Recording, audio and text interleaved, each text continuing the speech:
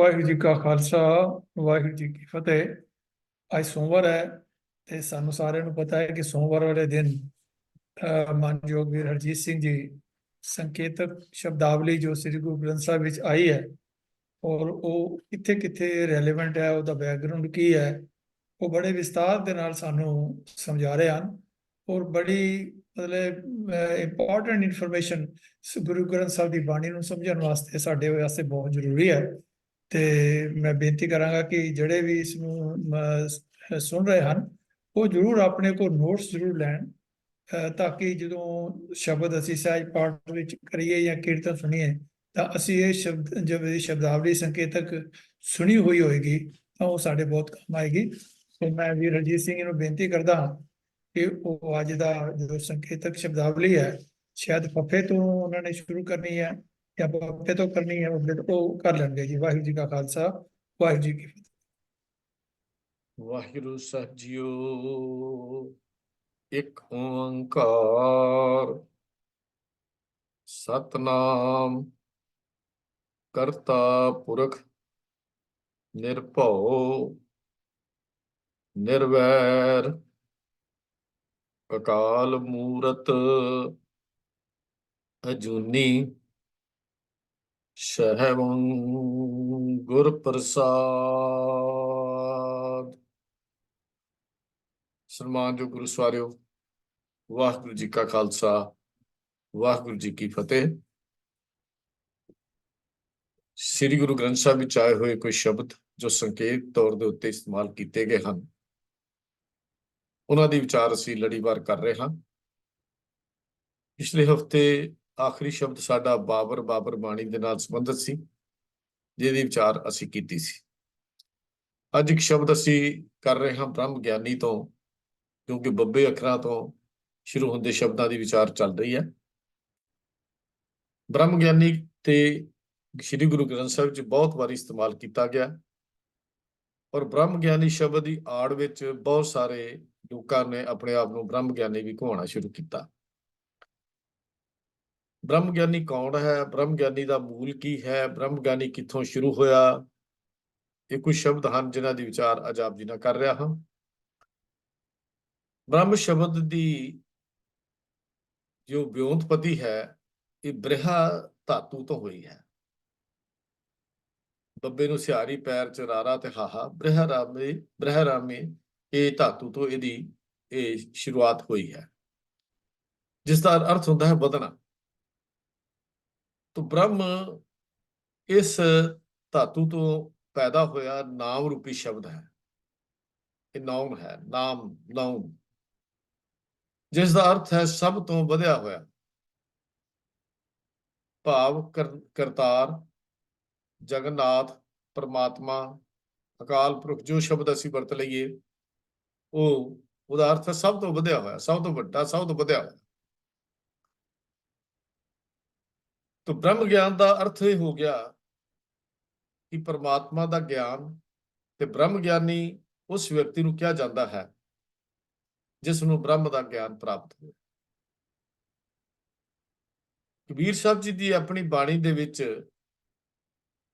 ਇਸ ਵਿਸ਼ੇ ਦੇ ਉੱਤੇ ਸਾਨੂੰ ਜਾਣਕਾਰੀ ਦਿੰਦੇ ਹਨ ਕਿ ਆਮ ਲੋਕ ਸਮਝਦੇ ਹਨ ਕਿ ਇਹ ਕੋਈ ਗੀਤ ਹੈ ਜੋ ਮੈਂ ਬੋਲ ਰਿਹਾ ਹਾਂ, ਪਰ ਅਸਲ ਵਿੱਚ ਇਹ ਗੀਤ ਨਹੀਂ, ਇਹ ਬ੍ਰਹਮ ਬਾਰੇ ਵਿਚਾਰ ਚਰਚਾ ਕੀਤੀ ਗਈ ਹੈ।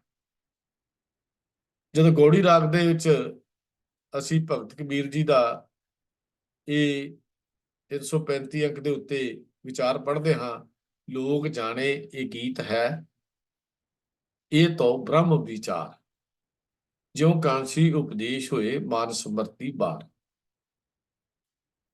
ਗੁਰੂ ਅਰਜਨ ਦੇਵ ਸੱਚੇ ਪਾਤਸ਼ਾਹ ਜੀ ਨੇ ਆਪਣੇ ਇੱਕ ਸ਼ਬਦ ਵਿੱਚ ਬ੍ਰਹਮ ਗਿਆਨ ਦੀ ਇਸ ਸ਼ਬਦਾਵਲੀ ਬਾਰੇ ਵਿਚਾਰ ਕੀਤੀ ਹੋਈ ਤੇ ਦੱਸਦੇ ਹਨ ਕਿ ਜਦੋਂ ਕਿਸੇ ਵਿਅਕਤੀ ਨੂੰ ਇਹ ਗਿਆਨ ਹੋ ਜਾਏ, ਇਹ ਬੋਧ ਹੋ ਜਾਏ ਕਿ ਇਸ ਲੋਕ ਪਰਲੋਕ ਵਿੱਚ ਇੱਕ ਹੀ ਪਰਮਾਤਮਾ ਦਾ ਨਿਵਾਸ ਹੈ, ਤਾਂ ਸਮਝੋ ਉਸ ਨੂੰ ਬ੍ਰਹਮ ਗਿਆਨ ਦੀ ਪ੍ਰਾਪਤੀ ਹੋ ਗਈ। ਹੁਣੇ ਜੋ ਵਿਚਾਰ ਚਰਚਾ ਚੱਲ ਰਹੀ ਸੀ, ਇਹਦਾ ਰਿਜ਼ਲਟ ਇਹ ਹੈ ਕਿ ਸਾਨੂੰ ਸ਼ਾਇਦ ਇਹ ਭਰੋਸਾ ਨਹੀਂ ਹੈ ਕਿ ਪ੍ਰਮਾਤਮਾ ਸਰਵ ਵਿਆਪਕ ਤੇ ਸਰਵ ਸ੍ਰੇਸ਼ਟ ਹੈ, ਪਰ ਪ੍ਰਮਾਤਮਾ ਦੀ ਹਸਤੀ ਕੇਵਲ ਸਾਡੇ ਅੱਖਾਂ ਨਾਲ ਦੇਖਣ ਵਾਲੀ ਨਹੀਂ, ਉਸ ਤੋਂ ਬਹੁਤ ਪਰੇ ਹੈ। ਜਦੋਂ ਸਾਨੂੰ ਇਹ ਵਿਸ਼ਵਾਸ ਭਰੋਸਾ ਨਹੀਂ ਹੋਏਗਾ, ਫਿਰ ਅਸੀਂ ਆਪਣੀਆਂ ਦਲੀਲਾਂ ਦੇ ਨਾਲ ਬਹੁਤ ਕੁਝ ਅਰਥ ਵਰਤ ਕਰਨੇ ਸ਼ੁਰੂ ਕਰ ਦਿਆਂਗੇ। ਬ੍ਰਹਮ ਗਿਆਨੀ ਦਾ ਉਹਨੂੰ ਕਿਹਾ ਜਾਂਦਾ ਹੈ ਕਿ ਜਦੋਂ ਉਹਨੂੰ ਇਹ ਗੱਲ ਦਾ ਬੋਧ ਹੋ ਜਾਏ ਕਿ ਇੱਕੋ ਇੱਕ ਵਾਹਿਦ ਹਸਤੀ ਹੈ ਬ੍ਰਹਮ, ਤੇ ਉਹਦਾ ਗਿਆਨ ਹੈ ਉਹਦੀ ਸਰਵ ਵਿਆਪਕਤਾ ਦਾ। ਤਾਂ ਬ੍ਰਹਮ ਗਿਆਨ ਦੁਆਰਾ ਵਿਅਕਤੀ ਪ੍ਰਮਾਤਮਾ ਵਿਚਲੀ ਜਿਹੜੀ ਦੂਰੀ ਹੈ ਉਸ ਵਿਅਕਤੀ ਦੀ, ਤੇ ਉਹ ਦੂਰੀ ਖਤਮ ਹੋ ਜਾਂਦੀ ਹੈ। ਜਦੋਂ ਉਹ ਤੇ ਉਹ ਤੂੰ ਕਰਤਾ ਤੂੰ ਹੁਆ ਮੁਝ ਮੈਂ ਰਹਾ ਨਾ ਹੂੰ, ਜਬ ਆਪਾ ਪਰ ਕਿਆ ਮਿਟ ਗਿਆ ਜਤ ਦੇਖਾ ਤਾਂ ਤੂੰ, ਇਹ ਬ੍ਰਹਮ ਗਿਆਨ ਦੀ ਅਵਸਥਾ ਹੈ। ਇੱਕ ਦੂਜੇ ਵਿੱਚ ਅਭੇਦਤਾ ਜਦੋਂ ਹੋ ਜਾਂਦੀ ਹੈ ਤਾਂ ਉਦੋਂ ਇਹ ਬ੍ਰਹਮ ਗਿਆਨ ਕਿਹਾ ਜਾਂਦਾ ਹੈ। ਇੱਕ ਸ਼ਬਦ ਸੂਹੀ ਰਾਗ ਵਿੱਚ ਸ਼ੰਤ ਲਿਖਿਆ ਗੁਰੂ ਸਾਹਿਬ ਜੀ ਗੁਰੂ ਅਰਜਨ ਦੇਵ ਮਹਾਰਾਜ ਨੇ, ਉਹਦੇ ਚ ਇੱਕ ਗੱਲ ਬੜੀ ਸਮਝਣ ਵਾਲੀ ਹੈ। ਉਹ ਚ ਕਹਿੰਦੇ ਨੇ, ਉਪਜਿਆ ਤਤ ਗਿਆਨ ਸੋਹਰੇ ਪਈਏ ਇੱਕ ਹਰ ਬਲਰਾਮ ਜੀਓ, ਬ੍ਰਹਮ ਹੈ ਬ੍ਰਹਮ ਮਿਲਿਆ ਕੋਈ ਨਾ ਸਾਕੇ ਭਿੰਨ ਕਰ ਬਲ ਰਾਮ ਜੀਓ, ਬਿਸਮ ਪੇਖੇ ਬਿਸਮ ਸੁਣੀਏ ਬਿਸਮਾਦ ਨਦਰੀ ਆਇਆ, ਜਲਥਰ ਮਈਲ ਪੂਰਨ ਸੁਆਮੀ ਘਟ ਘਟ ਰਿਹਾ ਸਮਾਇਆ। ਇਹ ਸ਼ੰਤ ਦੀਆਂ ਸਿਰਫ 4 ਪੰਕਤੀਆਂ ਮੈਂ ਆਪ ਜੀ ਦੇ ਨਾਲ ਸਾਂਝੀਆਂ ਕੀਤੀਆਂ ਹਨ। ਸੋਹਰੇ ਪਈਏ ਲੋਕ ਪਰਲੋਕ, ਇਹ ਘਰ ਤੇ ਉਹ ਘਰ। ਉਪਜਿਆ ਤਤ ਗਿਆਨ,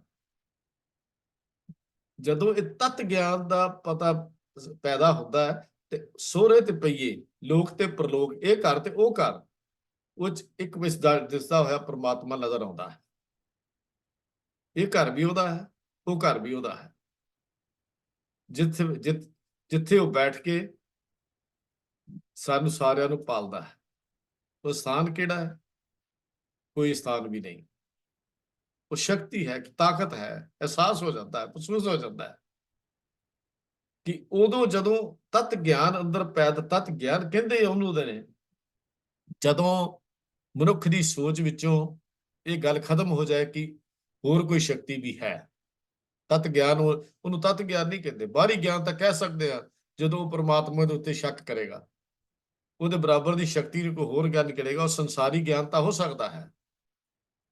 ਲੇਕਿਨ ਜਿਸ ਤਤ ਗਿਆਨ ਦੀ ਗੱਲ ਸਤਿਗੁਰੂ ਜੀ ਨੇ ਕੀਤੀ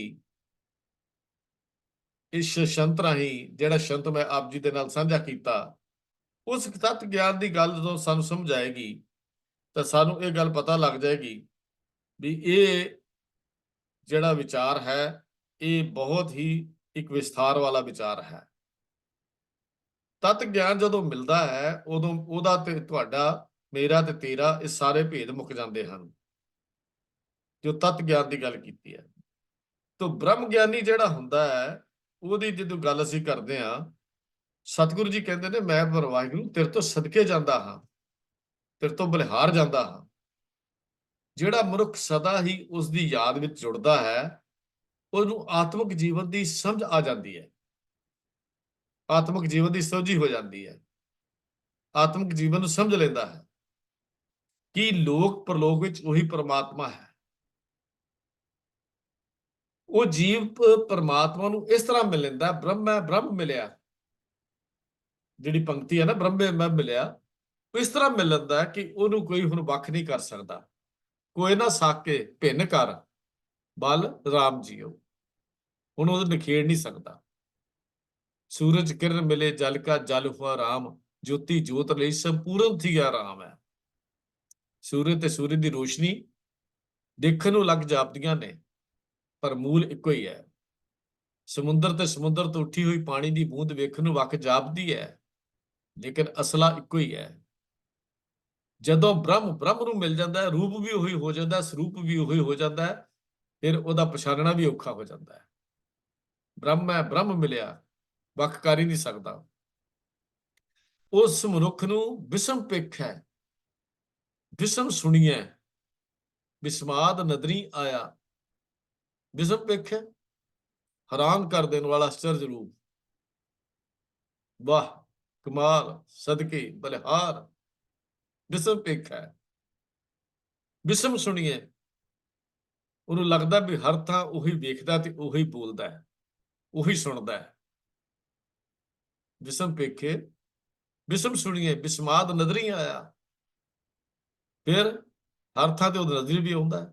ਜਲ ਥਲ ਮਹੀਲ ਪੂਰਨ ਸੁਆਮੀ ਘਟ ਘਟ ਰਿਹਾ ਸਮਾਇਆ। ਪਾਣੀ ਵਿੱਚ, ਧਰਤੀ ਵਿੱਚ, ਆਕਾਸ਼ ਵਿੱਚ, ਹਰ ਜਗ੍ਹਾ ਤੇ ਉਹ ਪਰਮਾਤਮਾ ਹੀ ਵਿਆਪਕ ਦਿਸਦਾ ਹੈ।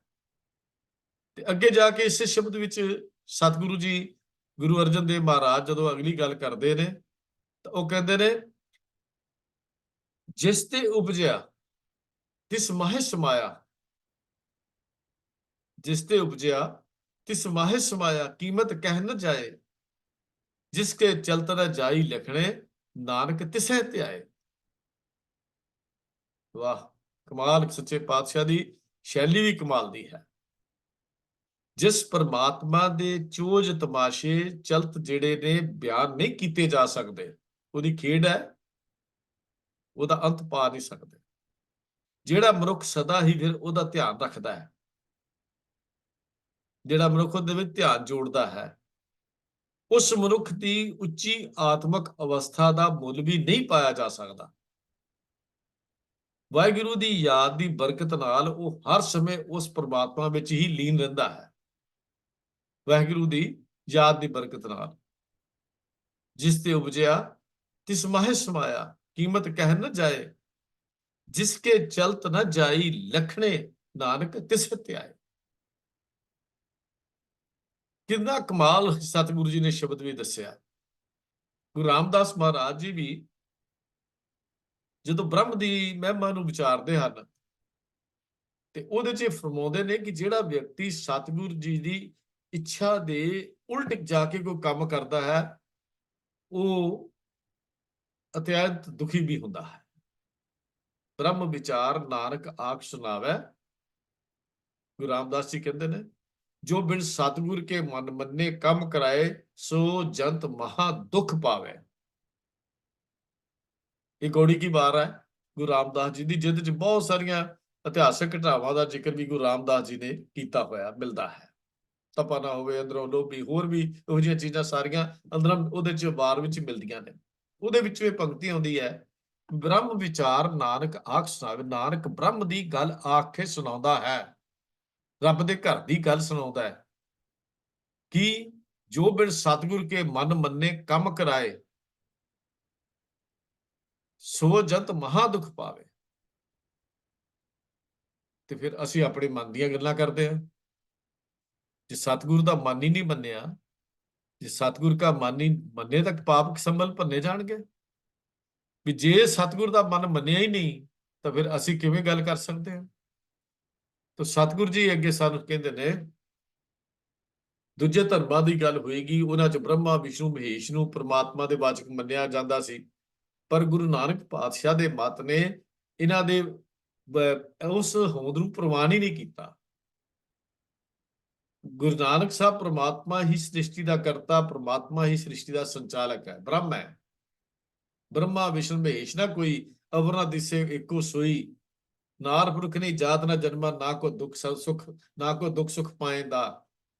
ਮਾਰੂ ਮਹਿਲਾ 1035 ਅੰਕ ਦੇ ਉੱਤੇ ਗੁਰੂ ਗ੍ਰੰਥ ਸਾਹਿਬ ਜੀ ਦੇ ਇਹ ਪਾਵਨ ਬਚਨ ਸਨ। ਤੇ ਸਤਿਗੁਰੂ ਗੁਰੂ ਅਰਜਨ ਦੇਵ ਮਹਾਰਾਜ ਤਾਂ ਸਾਰੀ ਸ੍ਰਿਸ਼ਟੀ ਵਿੱਚ ਬ੍ਰਹਮ ਦਾ ਪਸਾਰਾ ਦਿਖਦੇ ਨੇ। ਆਪ ਜੀ ਕਹਿੰਦੇ ਨੇ, ਜਿੱਧਰ ਵੇਖਦਾ ਹਾਂ, ਜਿੱਧਰ ਮੈਂ ਝਾਤ ਮਾਰਦਾ ਹਾਂ, ਮੈਨੂੰ ਪਰਮਾਤਮਾ ਹੀ ਦਿਸਦਾ ਹੈ, ਬ੍ਰਹਮ ਹੀ ਦਿਸਦਾ ਹੈ। ਉਧਰ ਨਹੀਂ, ਹੋਰ ਤਾਂ ਹੋਰ ਉਹ ਹਰ ਇੱਕ ਦਿਲ ਵਿੱਚ ਵੀ ਨਿਵਾਸ ਕਰਦਾ ਹੈ। ਪਰ ਇਸ ਭੇਦ ਨੂੰ, ਇਸ ਰਹੱਸ ਨੂੰ ਕੋਈ ਵਿਰਲਾ ਭਾਗਾਂ ਵਾਲਾ ਹੀ ਸਮਝ ਸਕਦਾ। ਉਹ ਜਲ ਥਲ ਧਰਤੀ ਆਕਾਸ਼ ਸਭ ਜਗ੍ਹਾ ਤੇ ਪਰਿਪੂਰਨ ਹੈ। ਕੀੜੀ ਵਿੱਚ ਵੀ ਪ੍ਰਮਾਤਮਾ ਦਾ ਨਿਵਾਸ ਹੈ, ਹਾਥੀ ਵਿੱਚ ਵੀ ਪ੍ਰਮਾਤਮਾ ਦਾ ਨਿਵਾਸ ਹੈ। ਸ੍ਰਿਸ਼ਟੀ ਦਾ ਸਾਰਾ ਪਸਾਰਾ ਉਸ ਬ੍ਰਹਮ ਦੀ ਲੀਲਾ ਹੈ। ਜੈ ਦੇਖੂੰ ਤੈ ਸੰਗ ਇੱਕੋ ਰੱਬ ਰਿਹਾ, ਘਟ ਘਟ ਵਾਸੀ ਆਪ ਬਿਰਲੇ ਕਿਨੇ ਲਿਆ। ਜਲ ਥਲ ਮਈਲ ਪੂਰਨ ਕੀਟ ਹਸਤ ਸਮਾਨਿਆ, ਆਦ ਅੰਤੇ ਮਦ ਸੋਈ ਗੁਰ ਪ੍ਰਸਾਦੀ ਜਾਣਿਆ।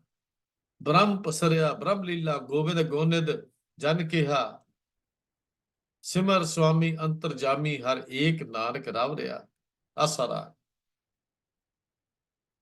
ਤੋ ਜਦੋਂ ਬ੍ਰਹਮ ਗਿਆਨ ਦੀ ਇਸ ਚੀਜ਼ ਦੀ ਸਮਝ ਆ ਜਾਂਦੀ ਹੈ, ਬ੍ਰਹਮ ਦਾ ਗਿਆਨ ਹੋ ਜਾਂਦਾ ਹੈ, ਉਹਦੀ ਵਿਸ਼ਾਲਤਾ ਦਾ, ਉਹਦੀ ਸਰਵ ਵਿਆਪਕਤਾ ਦਾ, ਉਸ ਵਿਅਕਤੀ ਨੂੰ ਬ੍ਰਹਮ ਗਿਆਨੀ ਕਿਹਾ ਜਾਂਦਾ ਹੈ। ਤੋ ਬ੍ਰਹਮ ਗਿਆਨੀ ਦੇ ਲੱਛਣ ਗੁਰੂ ਅਰਜਨ ਦੇਵ ਮਹਾਰਾਜ ਨੇ ਸੁਖਮਣੀ ਦੀ ਬਾਣੀ ਦੇ ਵਿੱਚ ਸਾਨੂੰ ਦੱਸੇ ਹਨ। ਉਹ ਲੱਛਣ ਹਨ: ਮਨ ਸਾਚਾ, ਮੁਖ ਸਾਚਾ ਸੋਏ, ਅਵਰ ਨਾ ਪੇਖੇ, ਇੱਕ ਸਬਿਨ ਕੋਏ, ਨਾਨਕ ਇਹ ਲੱਛਣ ਬ੍ਰਹਮ ਗਿਆਨੀ ਹੋਏ। ਹੁਣ ਇਸੇ ਅਸ਼ਟਪਦੀ 'ਚ ਆਪਾਂ ਜਦੋਂ ਅੱਗੇ ਵਿਚਾਰ ਕਰਦੇ ਆ, ਪੂਰੀ ਅਸ਼ਟਪਦੀ ਬ੍ਰਹਮ ਗਿਆਨੀ ਦੇ ਨਾਲ ਹੀ ਸ਼ੁਰੂ ਹੁੰਦੀ, ਉਹਦੇ ਸ਼ਬਦ ਇੱਥੋਂ ਸ਼ੁਰੂ ਹੁੰਦੇ ਨੇ। ਬਹੁਤ ਸਾਰੇ ਗੁਣ ਵਿਆਖਿਆਨ ਕੀਤੇ। ਉਹ ਨਿਰਲੇਪ ਹੁੰਦਾ ਹੈ, ਉਹ ਨਿਰਦੋਸ਼ ਹੁੰਦਾ ਹੈ, ਉਹ ਨਿਰਮਲ ਹੁੰਦਾ ਹੈ, ਉਹ ਦੁਸ਼ਮਣ ਤੇ ਵੈਰੀ ਮਿੱਤਰ ਨੂੰ ਇੱਕੋ ਸਮਾਨ ਜਾਣਦਾ ਹੈ, ਉਹ ਨਿਮਰਤਾ ਵਾਲਾ ਹੈ, ਉਹ ਕਿਰਪਾਲੂ ਹੈ, ਉਹ ਸਮਦਰਸ਼ੀ ਹੈ, ਉਸ ਦਾ ਟੇਕ ਇੱਕ ਪ੍ਰਮਾਤਮਾ ਦੇ ਉੱਤੇ ਹੁੰਦੀ ਹੈ, ਪਰਉਪਕਾਰੀ ਹੁੰਦਾ ਹੈ, ਉਹ ਬ੍ਰਹਮ ਨਾਲ ਜੁੜਿਆ ਹੋਇਆ ਹੁੰਦਾ ਹੈ, ਇੱਥੋਂ ਤੱਕ ਕਿ ਉਹ ਪ੍ਰਮਾਤਮਾ ਦੇ ਬਰਾਬਰ ਹੀ ਪਹੁੰਚ ਜਾਂਦਾ ਹੈ। ਇਹ ਅਸੀਂ ਸੁਖਮਣੀ ਦੀ ਬਾਣੀ 'ਚ ਇਹ ਗੱਲਾਂ ਅਸੀਂ ਪੜ੍ਹਦੇ ਹਾਂ। ਸਤਿਗੁਰੂ ਜੀ ਦੇ ਜਦੋਂ ਅਸੀਂ ਅੰਕ ਪੜ੍ਹਦੇ ਹਾਂ 6ਵਾਂ, ਉਸ ਅਸ਼ਟਪਦੀ ਦਾ ਬ੍ਰਹਮ ਗਿਆਨੀ ਬ੍ਰਹਮ ਕਾ ਬੇਤਾ, ब्रह्म ज्ञानी एक संग हेता, ब्रह्म ज्ञानी का होए अचिंत, ब्रह्म ज्ञानी का निर्मल मंत, ब्रह्म ज्ञानी जिस करे प्रभ आप, ब्रह्म ज्ञानी का वड प्रताप, ब्रह्म ज्ञानी का दर्श वड भागी पाइए, ब्रह्म ज्ञानी को बल बल जाइए, ब्रह्म ज्ञानी को खोजे महेश्वर, नानक ब्रह्म ज्ञानी आप परमेश्वर। गुरु साहब ब्रह्म ज्ञानी ਨੂੰ ਸਾਰੀ ਸ੍ਰਿਸ਼ਟੀ ਦਾ ਕਰਤਾ, ਕਿਉਂਕਿ ਉਹ ਬ੍ਰਹਮ ਗਿਆਨੀ ਇਹੋ ਜਿਹਾ ਉਹ ਆਪ ਹੀ ਹੈ। ਉਸ ਪਰਮਾਤਮਾ ਦੇ ਲਫ਼ਜ਼ ਵਰਤੇ ਗਏ। ਉਹ ਮੁਕਤੀ ਦਾਤਾ ਹੈ। ਐਸਾ ਬ੍ਰਹਮ ਗਿਆਨੀ ਪੁਰਖ ਵਿਧਾਤਾ ਹੈ। ਐਸਾ ਗਿਆਨੀ ਅਨਾਥਾਂ ਦਾ ਨਾਥ ਹੈ। ਉਹ ਸ੍ਰਿਸ਼ਟੀ ਦਾ ਮਾਲਕ ਹੈ। ਬ੍ਰਹਮ ਗਿਆਨੀ ਦੀ ਸੋਭਾ ਕੋਈ ਬ੍ਰਹਮ ਗਿਆਨੀ ਹੀ ਬਿਆਨ ਕਰ ਸਕਦਾ ਹੈ। ਬ੍ਰਹਮ ਗਿਆਨੀ ਨਿਰੰਕਾਰ ਦਾ ਇੱਕ ਰੂਪ ਹੁੰਦਾ ਹੈ। ਸੁਖਮਣੀ ਦੀ ਬਾਣੀ 'ਚ ਜਦੋਂ ਅਸੀਂ ਪੜ੍ਹਦੇ ਹਾਂ ਨਾ, ब्रह्म ज्ञानी की शोभा ब्रह्म ज्ञानी बनी, नानक ब्रह्म ज्ञानी सर्व का धनी। कभी ਉਹਦੇ ਭਾਵ ਪੜ੍ਹ ਕੇ ਨਾ ਦੇਖੀਏ। ब्रह्म ज्ञानी सब सृष्टि का करता, ਬੰਦਾ ਕਰਤਾ ਹੋ ਸਕਦਾ? ब्रह्म ज्ञानी सब सृष्टि का करता, भाव परमेश्वर है। ब्रह्म ज्ञानी सद जीवे नहीं मरता, ब्रह्म ज्ञानी मुक्त जुगत जी का दाता, ब्रह्म ज्ञानी पूर्ण पुरख विधाता, ब्रह्म ज्ञानी अनाथ का नाथ, ब्रह्म ज्ञानी का सब ऊपर हाथ, ब्रह्म ज्ञानी का सगल आकार, ब्रह्म ज्ञानी आप निरंकार, ब्रह्म ज्ञानी की शोभा ब्रह्म ज्ञानी बनी, नानक ब्रह्म ज्ञानी सर्व का धनी। आज हर व्यक्ति ब्रह्म ज्ञानी बन के बैठा। कदी देखिया? कदी असी इस विचार ने सोचा? कदी इस विचार ने सांझ पाई? एक बहुत ही उच्चा शब्द है जिस ਨੂੰ ਸਾਡੇ ਦੇਹਧਾਰੀ ਪਖੰਡੀਆਂ ਨੇ ਇਸ ਸ਼ਬਦ ਦੀ ਮਹਾਨਤਾ ਨੂੰ ਵੀ ਮਿੱਟੀ ਵਿੱਚ ਰੋਲ ਕੇ ਰੱਖ ਦਿੱਤਾ ਹੈ। ਅੱਜ ਹਰ ਬੰਦਾ ਕੋਈ 1008 ਬ੍ਰਹਮ ਗਿਆਨੀ, ਕੋਈ 108 ਬ੍ਰਹਮ ਗਿਆਨੀ, ਉਹਨਾਂ ਦਾ ਵਸ ਚੱਲੇ ਤਾਂ ਕਈ ਲੱਖ ਬ੍ਰਹਮ ਗਿਆਨੀ ਦੀਆਂ ਡਿਗਰੀਆਂ ਆਪਣੇ ਨਾਲ ਲਾ ਲੈਣ। ਬ੍ਰਹਮ ਗਿਆਨੀ ਨਿਰੰਕਾਰ ਹੈ, ਬ੍ਰਹਮ ਗਿਆਨੀ ਕਰਤਾ ਹੈ, ਬ੍ਰਹਮ ਗਿਆਨੀ ਸਗਲ ਸ੍ਰਿਸ਼ਟੀ ਨੂੰ ਪਾਲਣਹਾਰ ਹੈ। ਅਸਲ ਵਿੱਚ ਬ੍ਰਹਮ ਗਿਆਨੀ ਬ੍ਰਹਮ ਹੈ। ਤਾਂ ਇਸ ਸ਼ਬਦ ਦੀ ਨਜਾਇਜ਼ ਵਰਤੋਂ ਅੱਜ ਸਾਡੇ ਕਰ ਕਰਕੇ ਸਾਡੇ ਸਿੱਖ ਜਗਤ ਨੂੰ ਖਾਸ ਕਰਕੇ ਬਹੁਤ ਹੀ ਭੁਲੇਖਿਆਂ ਵਿੱਚ ਪਾ ਦਿੱਤਾ ਗਿਆ। ਸਾਨੂੰ ਇਹ ਸਮਝਣ ਦੀ ਲੋੜ ਹੈ, ਇਹ ਬਹੁਤ ਉੱਤਮ ਸ਼ਬਦ ਹੈ ਔਰ ਬਹੁਤ ਉੱਤਮ ਇਸ ਦੇ ਅਰਥ ਹਨ, ਬਹੁਤ ਹੀ ਉੱਤਮ ਇਸ ਦੀ ਭਾਵਨਾ ਹੈ ਔਰ ਸੁਖਮਣੀ ਵਿੱਚ ਜੋ ਬਿਆਨ ਕੀਤੇ ਗਏ ਉਹ ਵੀ ਕਮਾਲ ਦੇ ਉਹਦੀ ਭਾਵਨਾ ਨੂੰ ਦੱਸਿਆ ਗਿਆ ਹੈ। ਅਗਲਾ ਸ਼ਬਦ ਅਸੀਂ ਲੈਂਦੇ ਹਾਂ ਬਬੀਹਾ। ਬਬੀਹਾ ਸ਼ਬਦ ਦੀ ਵਰਤੋਂ ਵੀ ਸ੍ਰੀ ਗੁਰੂ ਗ੍ਰੰਥ ਸਾਹਿਬ ਵਿੱਚ ਬਹੁਤ ਹੋਈ। ਅਸੀਂ ਆਮ ਤੌਰ ਤੇ ਇੱਕ ਸ਼ਬਦ ਸੁਣਦੇ ਹਾਂ ਬਬੀਹਾ, ਅੰਮ੍ਰਿਤ ਵੇਲੇ ਬੋਲਿਆ ਤਾਂ ਦਰਸ਼ਨੀ ਪੁਕਾਰ, ਮੇਘੇ ਨੂੰ ਫਰਮਾਨ ਹੋਆ ਬਰਸੋ ਕਿਰਪਾ ਧਾਰ, ਆਮ ਹੀ ਸੁਣਦੇ ਹਾਂ। ਇੱਕ ਪੰਛੀ ਹੈ ਜਿਸ ਨੂੰ ਚਾਤਰਿਕ ਪਪੀਹਾ, ਬਬੀਹਾ ਜਾਂ ਬੰਬੀਹਾ ਟਿੱਪੀ ਲਾ ਕੇ ਵੀ ਬੁਲਾਇਆ ਜਾਂਦਾ ਹੈ। ਉਹਦੇ ਵੱਖਰੇ ਵੱਖਰੇ ਇਲਾਕੇ ਦੇ ਵਾਈਜ਼ ਨਾਮ ਲਏ ਜਾਂਦੇ ਹਨ। ਪਪੀਹਾ ਵੀ ਲਫ਼ਜ਼ ਬਹੁਤ ਵਰਤਿਆ ਜਾਂਦਾ, ਚਾਤਰਿਕ ਲਫ਼ਜ਼ ਵੀ ਵਰਤਿਆ ਜਾਂਦਾ ਹੈ, ਬੰਬੀਹਾ ਲਫ਼ਜ਼ ਵੀ ਵਰਤਿਆ ਜਾਂਦਾ ਹੈ ਤੇ ਬਬੀਹਾ ਲਫ਼ਜ਼ ਵੀ ਵਰਤਿਆ ਜਾਂਦਾ ਹੈ।